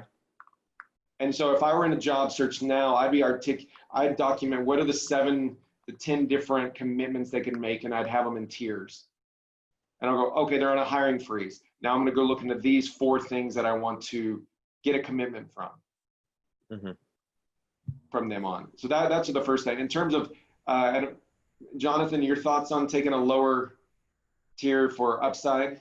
Yeah, and also there's only so much we can hit in these things in a day like this. So you could dive deep into the differences in industries and those kinds of things as well. So everyone bear that in mind, but think about a lot of these goals, especially revenue ones, networking similar, they're actually results, right? So if my goal is, the $100,000 job, and by the way, if that's your goal for coming out of school, great, should be fantastic. But keep in mind, depending on the industry of the company, maybe the step to that goal is taking the $60,000 job where they start everybody. I have designed compensation structures for companies. I can tell you there are some companies where no matter how awesome you are, you're going to start at X. But if you've got that really highly compelling message, they're going to throw everyone they can at you to say, hey, we want you, you're going to get here. This is where you start here, and we're going to shoot you up. We're going to get you there. So, you've got to look at the whole picture, just keep things in mind. But the bigger picture is your overall arching goal drives you. And then when you're presented with these different factors and variables, then what you do is you consider them, are these steps in getting me to my goal? And then you can make that decision. And then obviously too, as he said, it's the economic situation we're in. There are industries what are booming right now. If there's an area where you're really interested, like I'm an energy guy for the most part. This is the worst environment possible. So if that's where you want to be, you just got to keep that in mind and think, okay, I might have to take a little different path. And so many of you in your Why Should I Be Hired talk about your adaptability and flexibility and being able to make things happen. This is where that comes into play. But it's still always knowing your value is the most important part. And then you can decide how whatever you're presented with helps get you there or not. But that's a great, mature, intelligent question right now that I'm sure all of you are probably asking yourselves right now. Do we have Kevin? Were you trying to say something, Kevin? No. Can I chime in real quick? I don't know how much time, but I wouldn't let the hiring. I mean, no doubt times are tough right now, but I know guys that just graduated that went to the sales program that got an offer from a company that was on a hiring freeze. Like there's always, I mean, if you're able to articulate your value well enough, it's all about how much value can you create for the person. If they know that you're going to create value for them, it's hard for them to say no. Like we had, I'll even name drop one of them, Harrison Barron. I don't know if you guys know him, but he got an offer from a company that was on a hiring freeze. I mean, they literally had no job postings on the website. They had no open jobs, but he got an offer. And it's because he ended up spurring up a conversation with a guy he tried selling a ticket to this last event we had, and he kept that connection. And that's how he got a job offer. So I wouldn't be too worried about this hiring freeze, especially if it's like a company. I know JT, we've talked a little bit, but if it's like a company that you really like and you're hearing hiring freeze, just start talking to people. At the end of the day, if you're able to articulate your value well enough to the right person at the right time, if maybe having a problem, the hiring freeze won't be an issue. And keep in mind, the day the hiring freeze ends, the next day there's going to be a ton of hiring needs because that bench needs to be built. So you want to be top of mind. So have the conversations as though there could be a job. I could also tell you every new job I've had, whether it was promotionary or offer, came from a conversation I'd had sometime before I got the phone call about that job. You're always planting the seeds and having people know your message. The hiring freeze thing will work itself out. So I'll tell you a funny story, and we'll continue. Is every company that I've applied through their career center, I never got the job. If that was my first point of contact. I had a 4.0 undergrad, 4.0 master's degree, 4.0 second master's degree, and I got 0 jobs through career centers. all my jobs that I ever got, even TCU, came from a conversation first with someone. Many people that I didn't know beforehand and heard second and third hand about me. That's how I got all my jobs. So one thing we'll talk about, particularly pay attention with Chico session on Thursday, of how you can actually do that. All right, we got to continue, because I think you're trying to do what some of my other students do, is delay the actual practice of things. And so we're gonna move ahead, show you, talk a little bit more about how you can stand out, and then we're gonna practice it a little bit. So, so what I want you to do, I want you to take 30 seconds, and you see this slide. What we're trying to say is, people that come through this program, this is what you can have. I just want you to write down 1 or 2 things that really stand out to you from looking at this slide.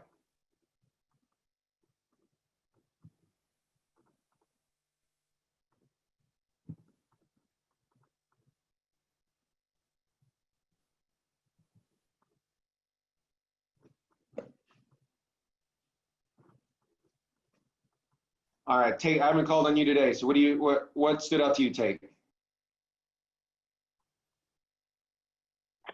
Let's see. Well, they're all big names within their respective industries. And then most of them also, despite the age of the company, they're still growing a lot. So like Microsoft is a pretty old company, but they've still managed to grow sales pretty well over the past 5-10 years.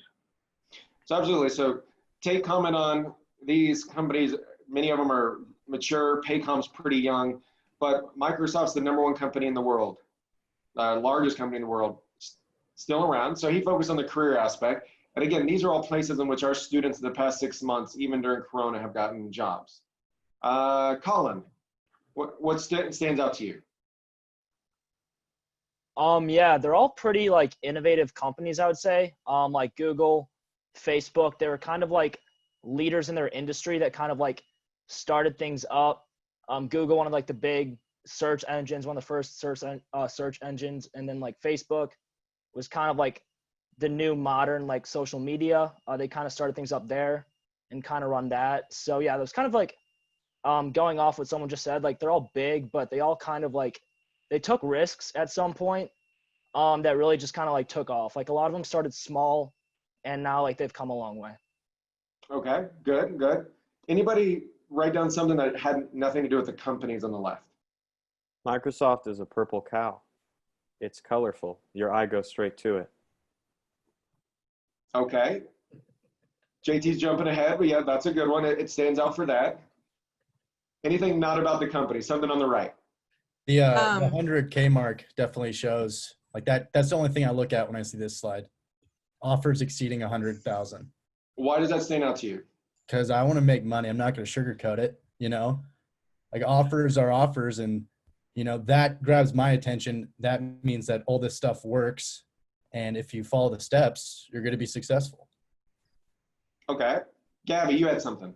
Mine was, I looked at IBM because IBM Watson is really an interesting one that I would like to look at more, as well as the fact that it says achieve your goals, because I have pretty big goals, especially being a nursing major, so I have very little background in sales, and so just being able to have like see my goals and visualize them and achieve them, that's just such a big, I don't know, thing that I want to do.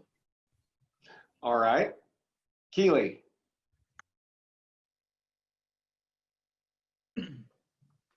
You're still on mute, Keely.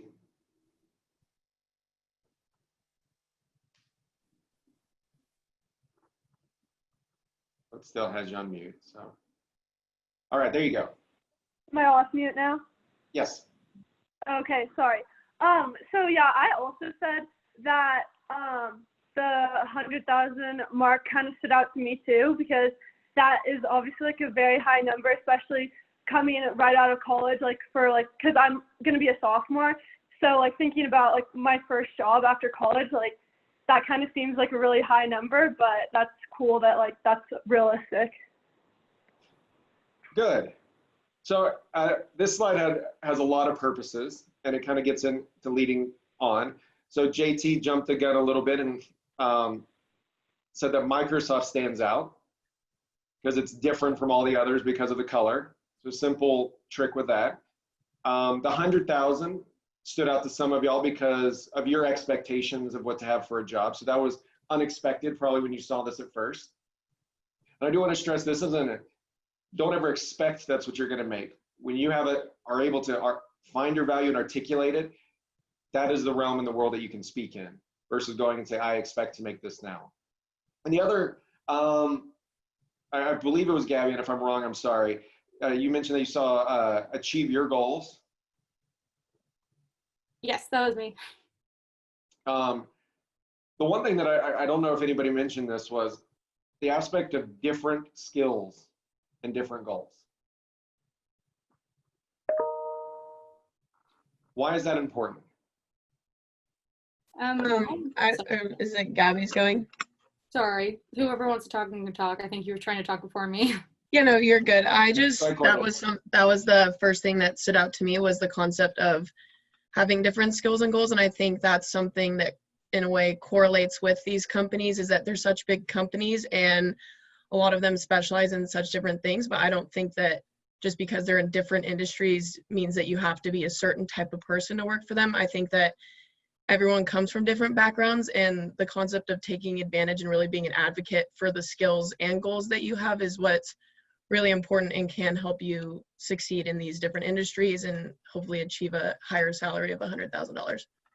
Yeah, I was going to say something very similar, talking about your different skills and goals and really focusing on individualization, because you need to play to your strengths, and that's going to help you succeed because you need to be you, and just being able to use that will help you go as far as you can.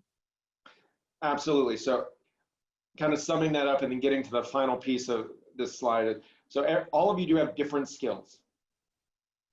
You have to leverage those, not try to be like everybody else. Leverage those, find your weaknesses, and actually I jump into my weaknesses. So Jacob talked about it before. Jacob is a phenomenal supply chain. He also is taking Chinese. And then he was like, I need to improve my communication skills. So he added that. He went into his weakness. So you leverage your strengths, but don't avoid your weaknesses.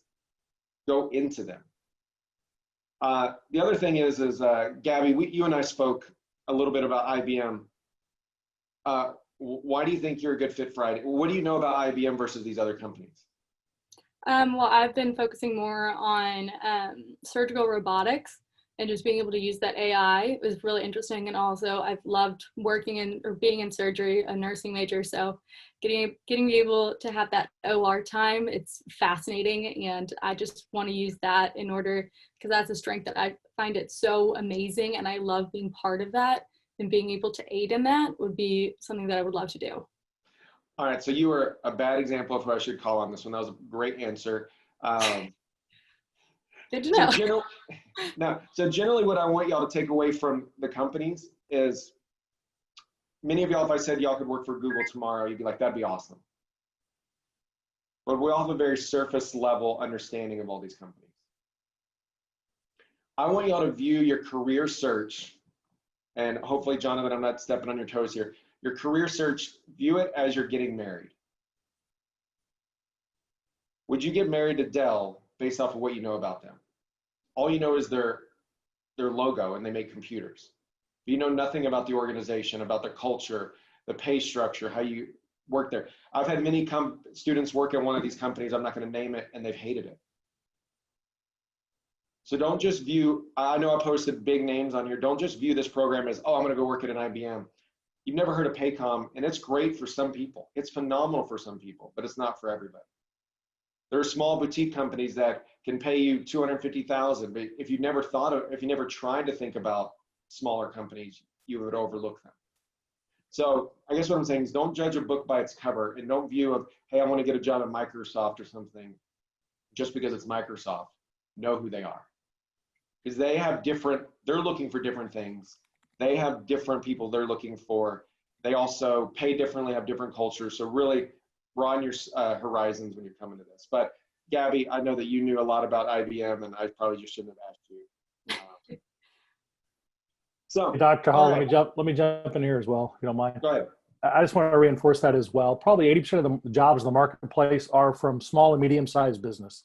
So yeah, this was a lure. These names, they sound attractive. We think we want to work it, what you want to do. And I think it was Courtney said, how do I understand my different skills and goals? Your skills and goals may work better in a smaller, medium-sized environment. What's the culture you want to be in? It's so, so important. I've heard a lot. I've only been on here a few minutes. A lot of numbers being thrown around. That's going to be a part of it. And the one that said, I have to make 100,000. No, you don't. If your boss is a jerk and your culture is something you're not going to be there long. Who cares? So that is one such a small piece. You guys go, how do I bring value to the table? What are my skills? And it may be best in a small company, a big company, what industry, but you got to go see the culture. You got to see the boss that I'm working for, because you leave bosses, you leave jobs because of that, not because of the industry or company sometimes. So there's so much more here. And that's, I think, Keely, you said you're a sophomore. Awesome. Now your chances over the next, 18 to 24 months, how do I make sure what Dr. Hall just talked about? What is the environment at Google? Or do I want to be married to IBM? Let's really make that determination. That's a big choice and a big challenge for you guys to leverage what you have, get in the door, and figure out if that's a good fit for you or not. I would say the number one thing that's going to indicator of your early career success is going to be your cultural fit at the company you go to. When I was out of school, I was looking at National Oil Well or Chevron. And if you're thinking, oh, if this person wants to be in energy, of course you're going to go to Chevron. Had I gone to Chevron, I would not have done well at all and probably would have washed out. And just due to the culture, totally different. Like Gabby, talking about IBM, if I would have told you 20 years ago when I was graduating from school, you're going to IBM and you get hired, your first stop is to go get plain gray and plain navy suits and plain white button downs and plain blue button downs. And that's what you're wearing every day. Because if you try to throw stripes into the mix, you're going to upset the apple cart in that company. And that is true. They've relaxed a little bit, but that used to be the way IBM was. So it's just kind of the different things you think about fit and approach and process that are why you dive deep into these companies once you really are able to get in and get the opportunities to do so. And that's also why, as an interviewer, they're paying attention to the questions you ask, because that's your chance to investigate those things. And I'll tell you, can't tell you how many times, because by the way, especially coming out of school, there's a lot of people there and it's hard to get to that point. So many times the make or break is the quality of the questions that are showing how thoughtful, if you accept the job, how thoughtful you were about taking it to show them that you're going to make it there as well. So ask all those questions and try to figure it out. Nothing more important than how you're going to fit there culturally. Yeah, it's funny what you say about IBM being a tad drab. My dad used to actually work for IBM, and Mr. Smith actually knows my dad. And so it's kind of funny. He's the least drab a person. Can't think of the word. Yes, he is. Yes, he is. He's very enthusiastic. Yes, he is. Lots of energy, and it served him well. So. Yeah. So if you get anything from this, especially those that are young in their career search, you should be reaching out, creating relationships at every company possible that's within the space that you want to be in. There are, I think Kevin broke up a little bit when he said this, 80 to 90% of all the jobs are mid-tier and small-tier companies versus these large organizations. So don't just focus on the Fortune 500, because you're limiting yourself to 80 to 90% of the companies. And I would recommend treating it, even if you're in a short term, treating it as a dating versus a marriage. Get to know all of them. I'm not going to go into all the stories of my students that said, hey, I want to be a part of this company. It's the greatest thing in the world. When they go interview with another company, like, oh my goodness, this is the next greatest thing. Interview all of them, because the last thing you want to do is be at an IBM and it's not a good fit for you and you lose 2 years of your life. In the coaching session I'm doing, I think on Wednesday, about careers and job search, it's really this type of stuff is really what the plan was to dive deep into. So if anyone wants to be able to dive into that for an hour, if it goes longer, we'll be hitting that. All right, now we're going to segue to one of the key takeaways that I want y'all to get from today. JT, you touched a little bit on the Seth Godin talk, so let's have someone else for a second. Let's see, Thomas, were you able to watch the video? Yes, I was able to watch it. So what were your key thoughts from this? Yeah, I saw that ideas that spread win. I think that was already like in one of the slides earlier, so that stood out to me a lot. And then I saw something that goes along with that. It was saying it's not about the patent or product that's like being sold. It's how you can spread your ideas to create some success for like the product or whatever you're trying to sell. So like those were kind of like, I guess, one of my big takeaways. Absolutely. So anybody want to, on the ideas that spread win, anybody want to expand on that? Great job, Thomas. What does that Yeah, mean? I actually I took notes on it last night, looking at like the idea of like idea diffusion, and how moving towards achieving the goal or whatever goal you have specific to you, in order to be successful at that, you have to be remarkable. He talked about being remarkable, not just good. So I think that being remarkable in whatever you do will lead to success. He talked about playing it safe. Playing it safe is now being risky. So he like charted out a whole bell curve and talked about how focusing just on the middle is what the majority of people do, but what you're supposed to do nowadays is to focus on the fringes, on the outside, and that is not called not being risky now. All right, so Michael or anybody in the class, we talked about ideas that spread win. You got to be remarkable. Playing safe is being risky. How does that apply to your career? How does that apply to a personal branding boot camp?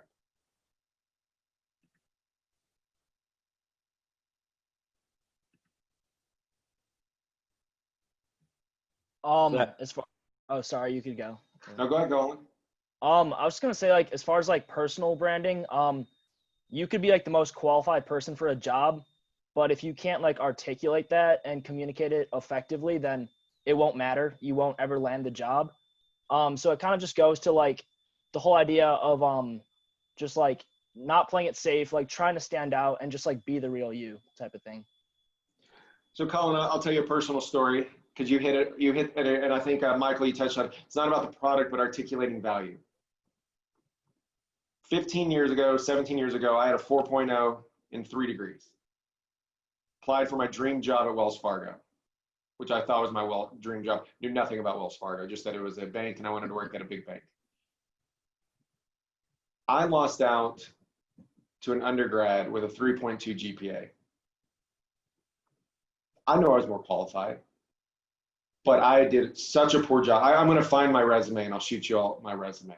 I can probably even articulate how I spoke to the recruiters versus asking questions and listening.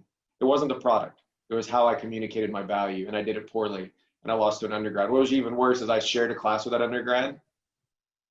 So he comes into class bragging about he just landed this big job, and I'm in the class, and I didn't. And it was all on me. I had no idea what my personal brand was. I had no idea what I should be doing. I went in there to try to convince everybody that I was better, and I lost.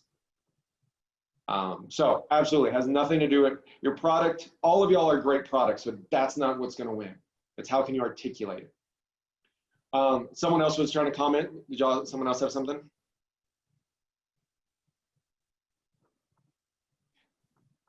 All right, what does be remarkable mean?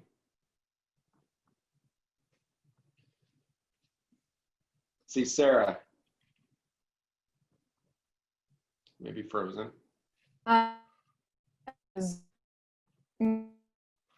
About I think you're frozen, Sarah, for a second. Oh, there you are. You're back.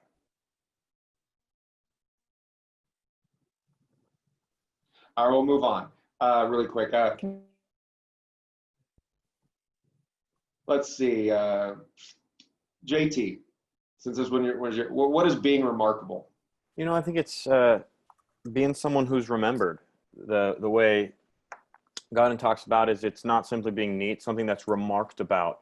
And I think this class and everything that I've learned from you so far is when you go into every situation, you want to leave a genuine impact so that as you go forward, when somebody's thinking about, oh, we need a courageous young salesman or a courageous young person in general to come work with us. And if you've left a lasting impression, you'll be the first person they think of and you'll be moved forward. And if you're not making those good impressions, you're losing out on opportunities. And this is a sales course, and sales and life is all about relationships. The people you know and that you can genuinely impact will help move you forward. Absolutely. The key takeaway of this whole session and this video was to be remarkable. I've seen a lot of your resumes. I can show you my own. I've heard a lot of elevator pitches before. I remember some, and I don't remember others. The key of what JT articulated and what we want to get you out of this is, if you're not remembered, you're lost in the pile of resumes. You're lost in the interview process. No one sees your LinkedIn profile because you're not remembered. And so some of the key, and this goes where you talked about why advertising fails. I can always ask people of your age why it fails is you don't watch it, you tune it out. There's too many choices, too little time. But think about it in terms of your career. There are hundreds of thousands of people just like you that want a job. If you do what everybody else in the middle is doing, you will lose. Or it'll be really difficult, and then that's when you're throwing in luck. But if you're doing what's on the fringes, if you're doing what's different, if you're finding your value and articulating it successfully and being remembered by your target audience, that's when you win. Think of all the successful products out there. Think about, Cameron talks about Harrison Barron, who got a job during the pandemic on a company that was a hiring freeze. The reason why he did is he was selling virtually when everybody else in this country, undergrads, weren't having a sales course. They were just, okay, we're on a pandemic, we're not going to sell. He was out there prospecting, calling on people, and maintaining that relationship. When they were like, man, we need a salesperson. We got this kid down at TCU that's still selling. They hired, it stood top of mind as something different. So we talked about how ideas spread. I think we'll go to Luke on this one, because this one I think applies to you the most. How did this resonate with you on how ideas spread and for you to achieve your goal of 300,000 by the end of this year? Well, it's about getting my message out there in the right way and me communicating the way that I want to help people and how I can best serve them in a way that really truly speaks to them, and me being able to use my authentic self. I love the way I looked at Dr. Chico's chat, where he talked about being in alignment with your true self, using that and leveraging that to more effectively speak to the needs of other people and let them know that you can help them, demonstrate that value and be able to communicate it. Because I love writing, and that's been a thing that actually I've enjoyed during the online switch, is being able to integrate that more naturally through my work. So just doing everything smarter and having that in mind is doing everything for a purpose. And that's the purpose for what I do, is, spreading my ideas, spreading my message in a way that really lets people know, hey, I'm here for you. I can help, let's do this. And I think the challenge for you, and we can chat about this with Chico, is you can have all of that, but now you have to be different and break through the clutter. And that, I think, is where your success is going to be, is if you can do that, if you can find a way to get more and more people to hear about what you've done for others, and it resonates with them, that's remembered, that's how you're going to be successful. Have someone hand up? Blake, was your hand up? Yeah, and I think, Luke, what I took away most from this video is selling to that, or selling to the innovators and early adapters, because they're the ones that care. And so much I was taught to sell to the majority, sell to the majority, sell to the majority. But if you're really going after those early adapters, they're the ones that want to listen, and it'll make it easier on you as well. Yeah. All right. So the last thing I want you to get away from this, and this goes, I believe this was, I forget who said this earlier. The riskiest thing you can do is to be safe. If you're going through the flow at the university, if you're going through the flow on, Luke, if you're just being safe and you're doing LinkedIn ads, Google ads, things like that, doing what everybody else is doing, you've got a ton of clutter. And I'm not saying you are, I'm just giving an example to context to everybody. If you get anything from today, this is what I want you to get away from today. If you're being very good or if you're above average, and you can take out bad, it's the worst thing you can be. Being above average is the worst thing you can be. You get overlooked. You've worked so hard that you're overlooked by it. So you're not getting those jobs. You're not hitting your revenue. You're not getting the interviews. You get overlooked. But I'm not saying you have to be amazing. We just have to figure out how to articulate it so you're remarkable, that people know who you are. You can articulate your story so that you're not overlooked. I think that's a great transition. We're going to talk about a elevator pitch. And so I'm giving you a basic framework about how you can stand out in any communication you do. It has to be simple and easy to understand. There needs to be something unexpected. You should have concrete or specific examples. Remember, we're going back to the goals. Things that are concrete and specific are vivid in people's minds. You have to come off as credible, some sort of authority, emotional, and lastly, everything's tied together really well through a story. Now, when you're trying to use this type to help you stand out, and this goes for everything from your resume to LinkedIn posts, to voicemails, to emails, to your elevator pitch, you sprinkle in these 6 fundamentals, people will remember your idea. If you're looking for a book to read, this is from Made to Stick, and it's about how do you make ideas sticky in someone's mind so they always remember it. Very good book to read. Whenever you're formulating your elevator pitch, you don't have to use all of these, but this is what's going to make it better.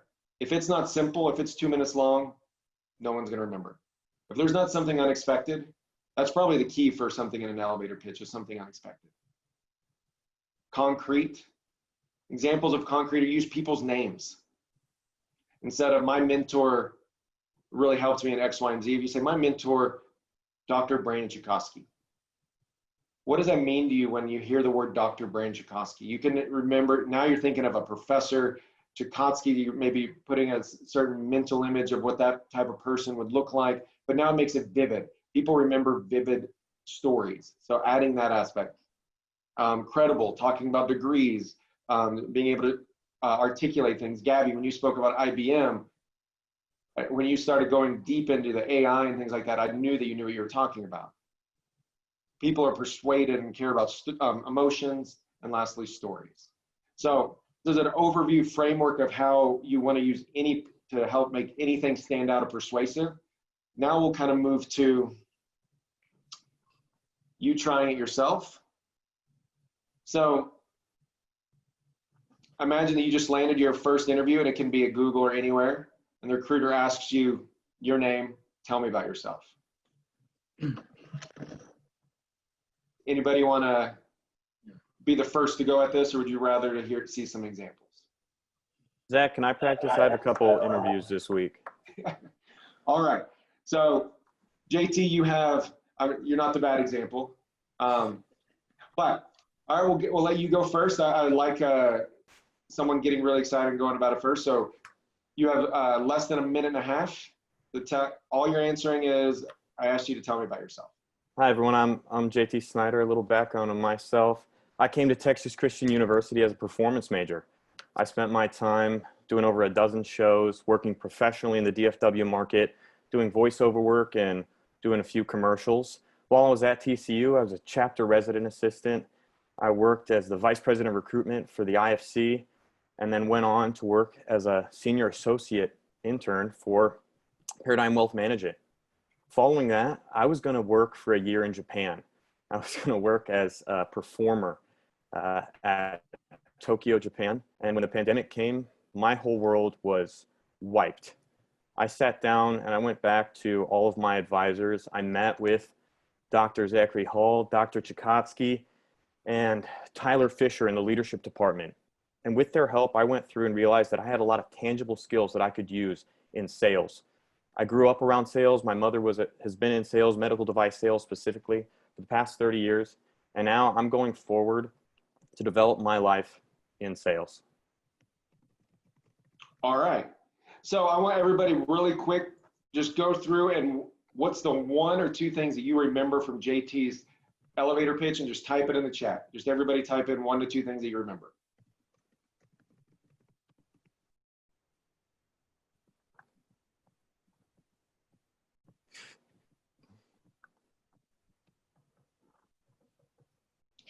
All right, so JT, as you're seeing these, what is it? Japan. It's a good hook. Well, I'm not going to say it's good or bad yet, but you have a consistent theme. You have a consistent hook, is Japan. Now the question is, I challenge you to, you don't have to answer it today. Is that what you want people to remember from the story? Because right now they just remember that you were going to go to Japan. And then they remember a little bit about it in that was with acting, and now you're going into sales.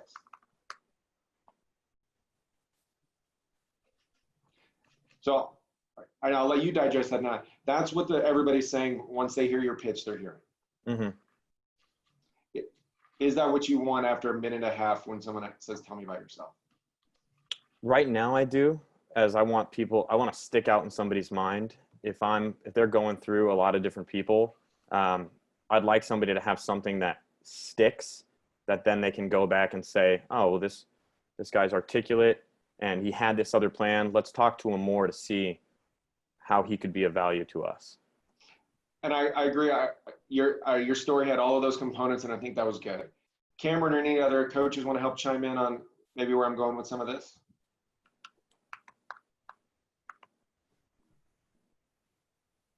I'll chime in real quick.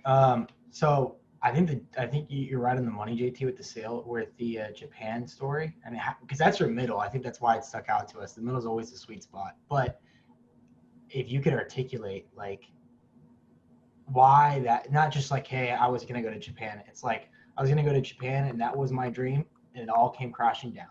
And what I did instead was I pivoted to this. So keep that momentum and then follow through. I don't know if that's what you were thinking, Zach, but that's what I was thinking when I heard it. Because at Japan, I mean, it sticks out like a sore thumb, right? Not many students say that. So that's your unique, and then just play off of it. And just going with the pivoting and elaborating further from there. Whatever's most comfortable for you, but I would just say, because that's your hook, is the world came crashing down for me, or your dream, or whatever I think it was. And because of that, I was able to do this, and this. Zach, was that what you? Am I? What are you thinking specifically? No, I agree. So JT, going on with Cameron said, I thought you had a lot of. I agree that's one of the hooks I would use is Japan, or I'd even do the hook of Broadway, and then transitioning to the world crash down. But you had a lot of good things in there that need to be removed.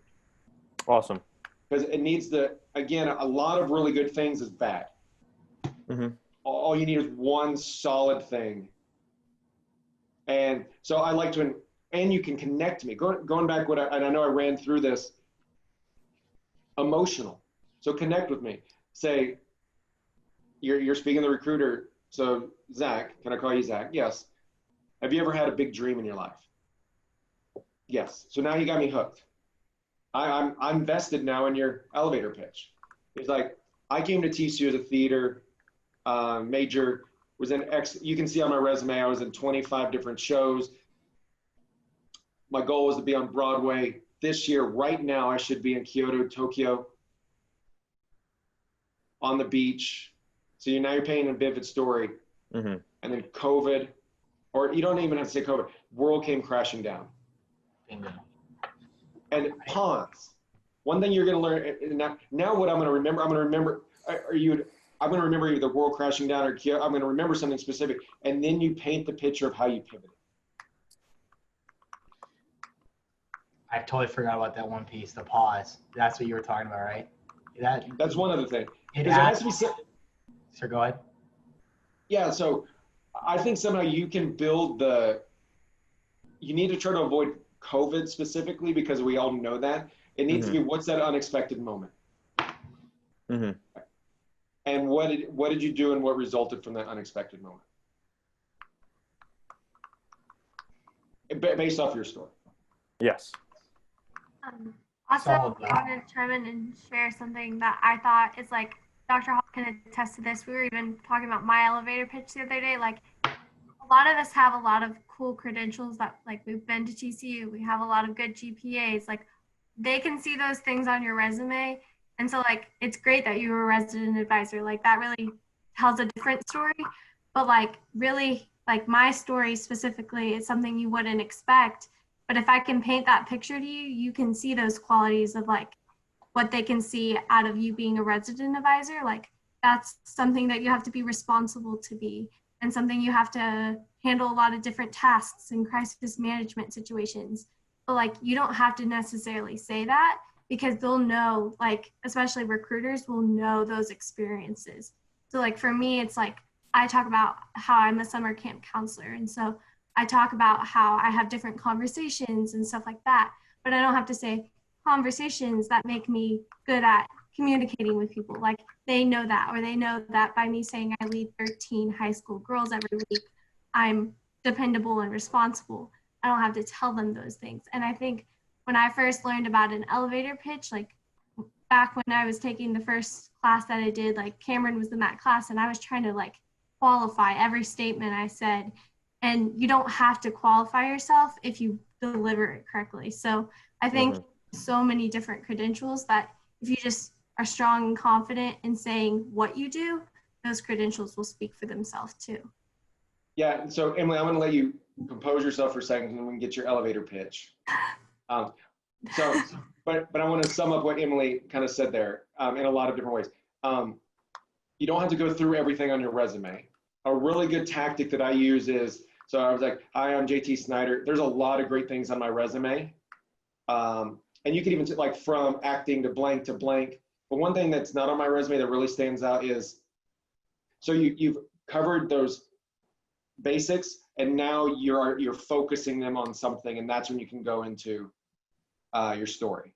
And I know everybody, we're at 2 o'clock. I'm going to continue this to get through some elevator pitches. If you got to drop off, this will all be recorded, but I highly recommend you stay on for about 10 to 15 more minutes so we can go through some of these elevator pitches, because I'm going to have Emily and others give theirs. So we'll go ahead, Emily, I'll let you kick off with your elevator pitch. And what I want you to get from Emily's is, we all aren't going to have a story where we're an actor in Japan, things like that, but everybody has something that's amazing and remarkable about themselves in some sort of way. And so that's why I wanted Emily to do hers. Before I share my elevator pitch, can I piggyback off of what you just said, Dr. Hall? Back when we were first talking about like the video by Seth Godin, I was thinking about how, like, when I first watched that video, I was like, I'm not remarkable. Like, I'm like everyone else. I have the same GPA, same credentials, whatever. But it just takes one thing that you realize is slightly different about yourself that really is remarkable. And it doesn't have to be like, oh, you saved like 1,000 children in Africa or something like that. Like, it's one thing that shows who you really are. So like my story that y'all will hear in a second is just one thing, but it encompasses who I am as a whole. So just encouragement in that you don't have to think it has to be this elaborate story. Like, it can just be one thing. But, okay, so as Emily gives hers, just make sure, put in the chat what you remember from hers. All right, so my name is Emily Watts. There are a lot of different things that you can read about me on my resume, such as I'm an active member of Gamma Phi Beta, as well as I'm a member of the AMA Association on campus. But the one thing that you can't read on my resume is actually the most important to who I am, and that is summer camp. Have you ever been to summer camp? Yes. So when I was a sophomore in high school, I went to Lasso Ranch in Hawkins, Texas for the first time. And through different conversations with people, I realized that I had a passion for helping people, and I wanted to pursue that passion for the rest of my life. And so through talking with different staff members and counselors, they encouraged me to come back the following summer to serve as a counselor. So for the last 5 summers of my life, I've attended at Lasso Ranch as a counselor, leading 13 high school age girls for about a week total.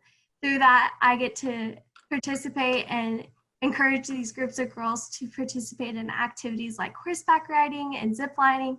But also on a serious note, I get to have a lot of fun important discussions with them about spirituality, dating, and education. So one conversation in particular that I had was with a camper named Vianney.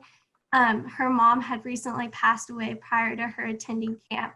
And through different conversations, I was able to talk to her about what educational opportunities she wanted to pursue. And through those conversations, I got to talk to her and encourage her to attend University of Miami in Florida. And now she's a sophomore business major and propelling into all of that. Now you may be wondering, okay, why did you tell me all this? But I want you to take two things away from that. First of all, it's a core of who I am. Without being a summer camp counselor, I wouldn't have realized my passion for helping people. And as well as I want to seek a business that gives me this opportunity to help people and lead into my passion. Thank you. All right. So everybody in the chat, if you'll go through, what did you remember?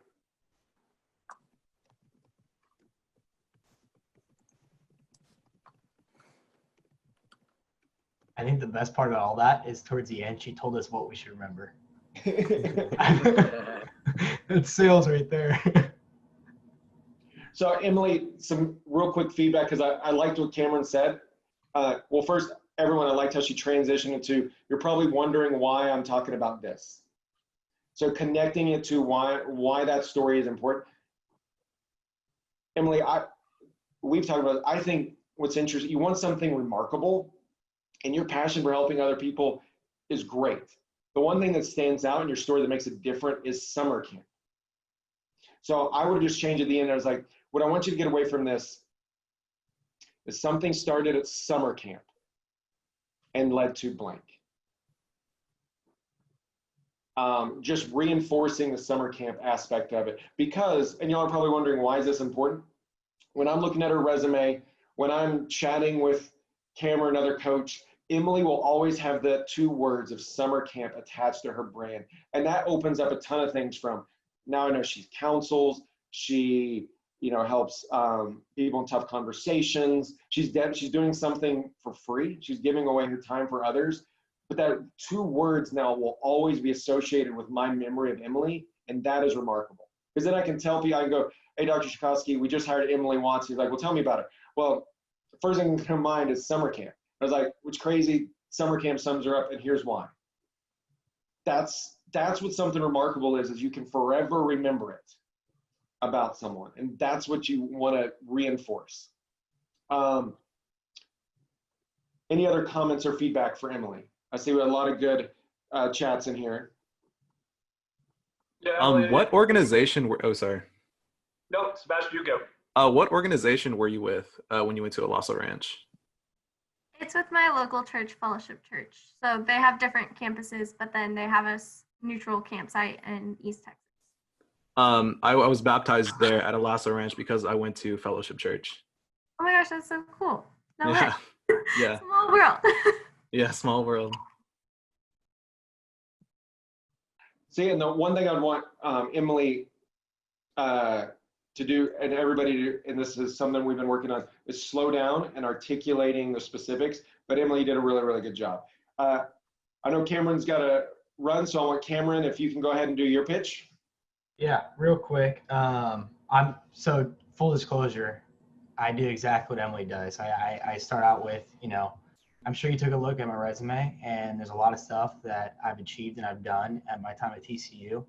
But the one thing that's not on my resume that I think really is the soul of my why is that in high school, I actually was a student that never wanted to go to college. College was never part of my dream or anything like that. And really, I wanted to be a firefighter. So all 4 years of high school, I worked for the fire department. And that was my fun, going into burning buildings and training all day. I did that instead of studying. And senior year rolled around, I had some buddies that were applying to the Pepperdines and the USCs. And the reason why I bring this up was because this was the first time, I think, in my life that I started thinking for myself. I realized that firefighting is not really what I want to do. but ultimately I want to go to college and I want to get into business. I really didn't know where, but I had 3 days to apply to college applications. So I said, what the heck, let's give it our best shot. And I applied to 10 colleges in 3 days with no preparation. So as you can see where the story's going, 9 out of the 10 said no. I only got 1 yes out of the 10 that I applied to. And the crazy part about all that is the school that said yes, it wasn't TCU. TCU was one of the 9. TCU was one of the 9 that said no. I ended up going to a small school back home in Thousand Oaks, California for about a year. I worked 3 jobs, equivalent to about 50 hours a week, which was absolutely insane. Was able to keep up my grades well enough that I get a scholarship to transfer to TCU, but ultimately because of those jobs, be financially independent. I came into TCU and I achieved that goal, but I didn't have a next one. I thought I wanted to go investment banking and realized that, the money isn't what drives me, but ultimately the value that I create. And because of that, I found that with Dr. Hall's help, I found that sales was the best thing to do in trying to achieve that goal of being the value provider. And that's ultimately my why. And moving forward, my goals now are to work for a software company and creating that value for any organization or situation or any position that I'm involved with. All right, good job, Cameron. Now, write down what you remembered from him.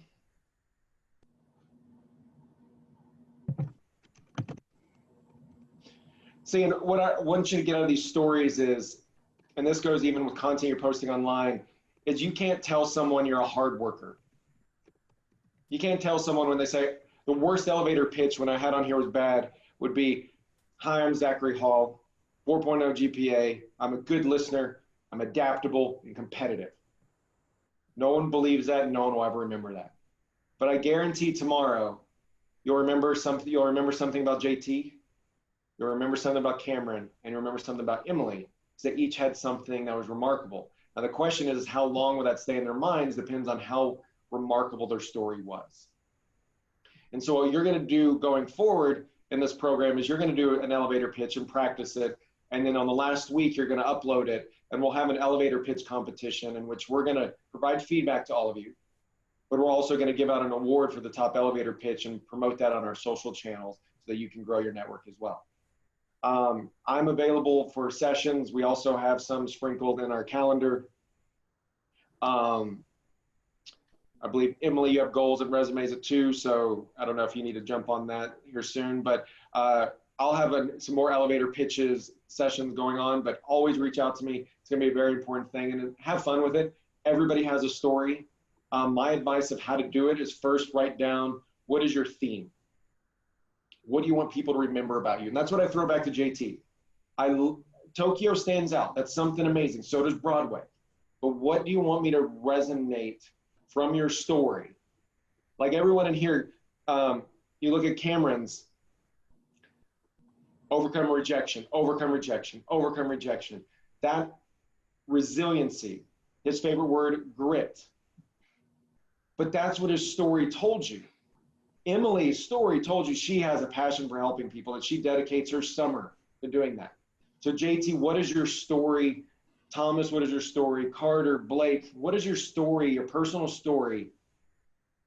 In a minute, minute and a half, summarize who you are. Because what I want you to get away from this is people do not hire resumes. They hire people. And the better you can find out what your value is, articulate who you are, that's how you're going to win in life. I think everybody here is above average. And that's the last thing I want you to be in the end is above average. I want you to be able to articulate that you are remarkable. So I'm done ranting. Key takeaways, I want you to have a plan. You need bigger goals that will drive your behavior. You need to stand out. If you're trying to get a job, if you already have one and you're trying to grow your business, is Luke still on here? Yeah, Luke, there. Luke, you got to stand out. There are hundreds of other companies like yours. I haven't looked into yours just yet, but how do you stand out from the competition? That's where you're going to see that hockey stick growth. And then how do you get your idea to spread?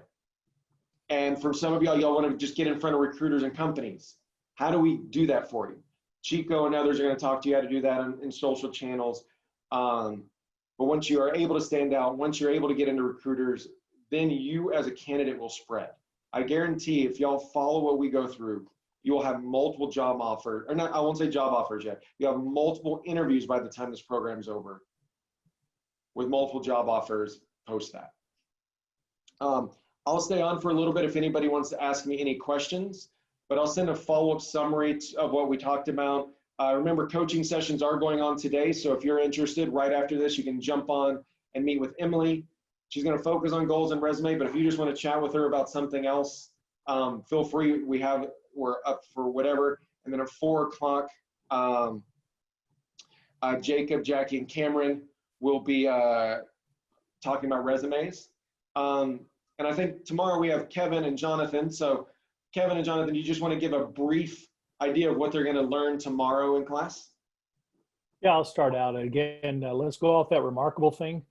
Those that think they're remarkable, let's look at athletes, entertainers, those that have built a career on that. We're gonna go through how would we determine what their brand is and how that relates to what, for us. So again, they've done it to the extreme. We're not going to do the extreme because we want you to be you. What is that authentic you that does make a difference in each one of these stories? But again, we're going to use this scenario of entertainers and athletes. Hence the reason we ask you in the survey, who is your favorite entertainer or athlete? We'll kind of start there and go through it. So that'll be the start to kind of get us thinking out of the normal. Because just simple things like Dr. Hall just said, I'm a hard worker. All these things, our narrative, our language is a little limiting. I want you guys to go a step up, a step further. And what's that language or narrative? You may not call yourself that, but in time you'll find the right adjectives, the right verbiage for you that truly describes what it's like to have a relationship for you. So that'll be the first hour. And then Jonathan will kick in on the value piece of it. Jonathan? Yeah, kind of way I think of it really with the way we've closed this out, this value and the people who might hire you or do favors for you, whatever it might be, we're looking at two things. One, and really what we were just talking about is, who are you? What's remarkable about you, special about you, what's going to make me remember you, who are you? Then the second piece is, okay, now what can you do for me? So basically my hiring is a purchasing decision, an investment decision in, as a company, as a manager, I've got certain things I'm expected to get done. How do you factor into that? So great example, the worst elevator pitch I've ever heard was about 3 weeks ago. CEO looking for his next role reached out to me on LinkedIn, said, hey, I'm looking for the next thing. Can I chat with you? I said, sure. I've got 20 minutes. Soon as we got on the phone, first thing I said to him was, hey Sam, what's the opportunity where you're the only phone call I need to make? Couldn't make it any more clear. And his response was 15 minutes of reciting his CV to me. Again, what have we said? People don't hire the CV. So and when you think about how you transition today into tomorrow and including your authentic self, there's who you are, and then what can you do for me?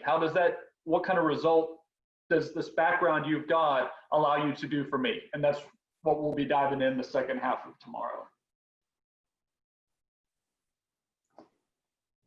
Perfect. Everyone's still there? Seems that my Looks Zoom like is a lot of frozen. people still are.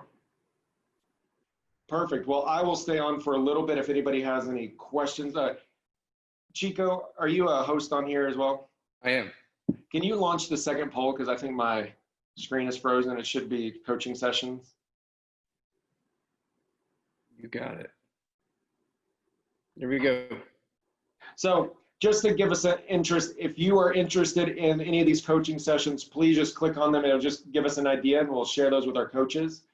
But if you'll go through and just select which ones you'd be interested in, and then I'll have that information sent over to our coaches. But on that calendar, you can just click on the link and you'll join, and the coaches will be there. But hopefully y'all had some fun. Any comments or feedback as we close out the day? I got one question about the elevator pitches. Are those due by tomorrow? No, they're gonna, you can keep practicing them. We're gonna have coaching sessions. They're gonna be due on the Monday of the last week. Okay. So, because everything I teach about persuasion and influence, Chico talks about, you know, how to articulate your value, all of that's gonna culminate to a final polished product in the last week. Okay, perfect. Thank you.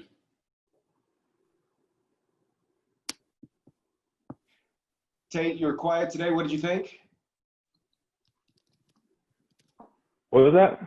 You're a little quiet today. What did you think? Maybe I just didn't call on you enough. No. I think it was good. There was some interesting conversation. I don't know. It's just I'm just kind of absorbing things and thinking as we go along. But What was the most remarkable thing you heard today? Most remarkable thing.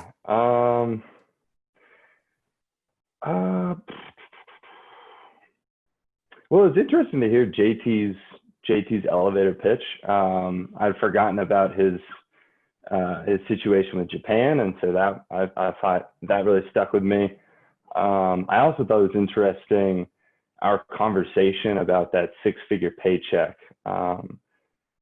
As someone similar to Cameron that wanted to get into investment banking, obviously a big paycheck was something on the forefront of my mind early on in my career, or even just like 2 or 3 years ago. And then as I spoke with various mentors, in fact, one of my mentors was like, honestly, you shouldn't care about making money until you're in your 30s. And I was like, oh, that's a pretty extreme perspective on it. But since then, my personal thought was like, yeah, I mean, obviously I need to be paid for what I'm worth. That is very important.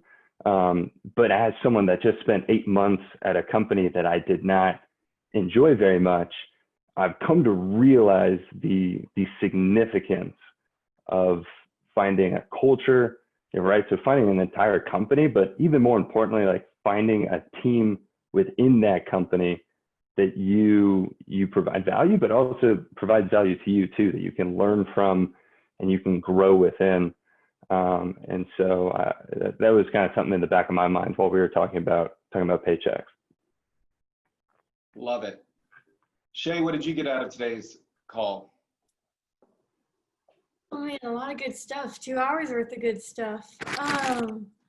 I think what stuck with me the most, like, I don't know if it's because it's near the end or not, but I really liked what you, Emily, and Cameron all said about you don't need to say you're a hard worker. You don't need to like say, oh, I'm adaptable and I can do this in this environment, but show them like who's going to go the extra mile and really show them like, yeah, things got shut down during COVID. And rather than saying like, I'm resilient, what did you do to fix that? Did you join a personal selling program? Like really showing people who you are rather than just telling them. Yeah, and Shay, you'll learn when we get into the selling component, telling is not selling. And so the more that you're talking in a interview or any situation, the more you talk, the worse the conversation usually is. Yes, sir. That's fair. I'm kind of rambly, so I'll work on that. Well, no, I wasn't saying towards you, because you talked about, like, I can't tell you something amazing about myself, but if I tell you a story that signifies something, then it works. Yes, sir. Well said. Blake, what'd you get out of this? I think lots of major takeaways, like Shay said, after 2 hours, but the main one was jobs should come through conversation. Being able to network and communicate with others is really important. And ultimately, your story about like none of your jobs have come from just like main recruiting offices or main career centers. Like they come through conversations first. So not overlooking the power of networking. Yeah, and Blake, and you can start this today. And I'll tell you, some of the people we've already been working with, I mean, it doesn't go through applying through the Career Center, but getting to know the recruiter, having the recruiter say, Blake, you're interested in working at Paycom? Why don't you talk to Rob Magnus? He's our regional VP. He can tell you more about it. So creating relationships in those organizations early versus trying to just go to the HR person, that's where you're going to win. Thank you. Courtney, did you get anything good out of it today? Yeah, I would say it's interesting the concept you just mentioned of telling is not selling. So I live with 3 salespeople, my parents and my older brother, and so they knew that I was getting into this. And it was funny, last night I was talking to my brother, he sells insurance, and the only thing he said, he's like, well, I could teach you about sales in like 1 second. Telling is not selling. And I was just like, okay, like that makes sense. But like he didn't really give me any background information. And I felt that that concept was reflected in the elevator pitch concept, because I feel like a lot of us are taught to just basically explain our resume or like our upbringing in 1.5 minutes. At least that's what I've kind of understood. And so I think really focusing on one or two experiences that impacted you that isn't necessarily reflected on your resume, I think that was really like impactful to me and definitely very helpful in terms of the elevator pitch. Well, good. And Courtney, we'll talk about this when we get into selling. But think about whenever you're trying to persuade a significant other to do something, you can't ever go to them and say, man, you're just a slob, you need to be doing. If you go and you start telling someone to do something, and I saw Adam shake his head, you can't go to someone like in fitness and say, hey, you need to do A, B, and C to get fit. You have to ask questions. What are your goals? What are you interested in? And then that persuades them. You help guide them through that. But we'll talk about that when we get to the selling. Yeah, for sure. All right, anybody else want to comment before we close out the session? Gabriel, you're quiet. You started out, you started out the first one. You can help us close it out. Well, for me, it was a lot of like learning about myself, really, just from the information that we got today. And, it was a lot of useful information. And I think I found out that, there's areas that I really need to work on.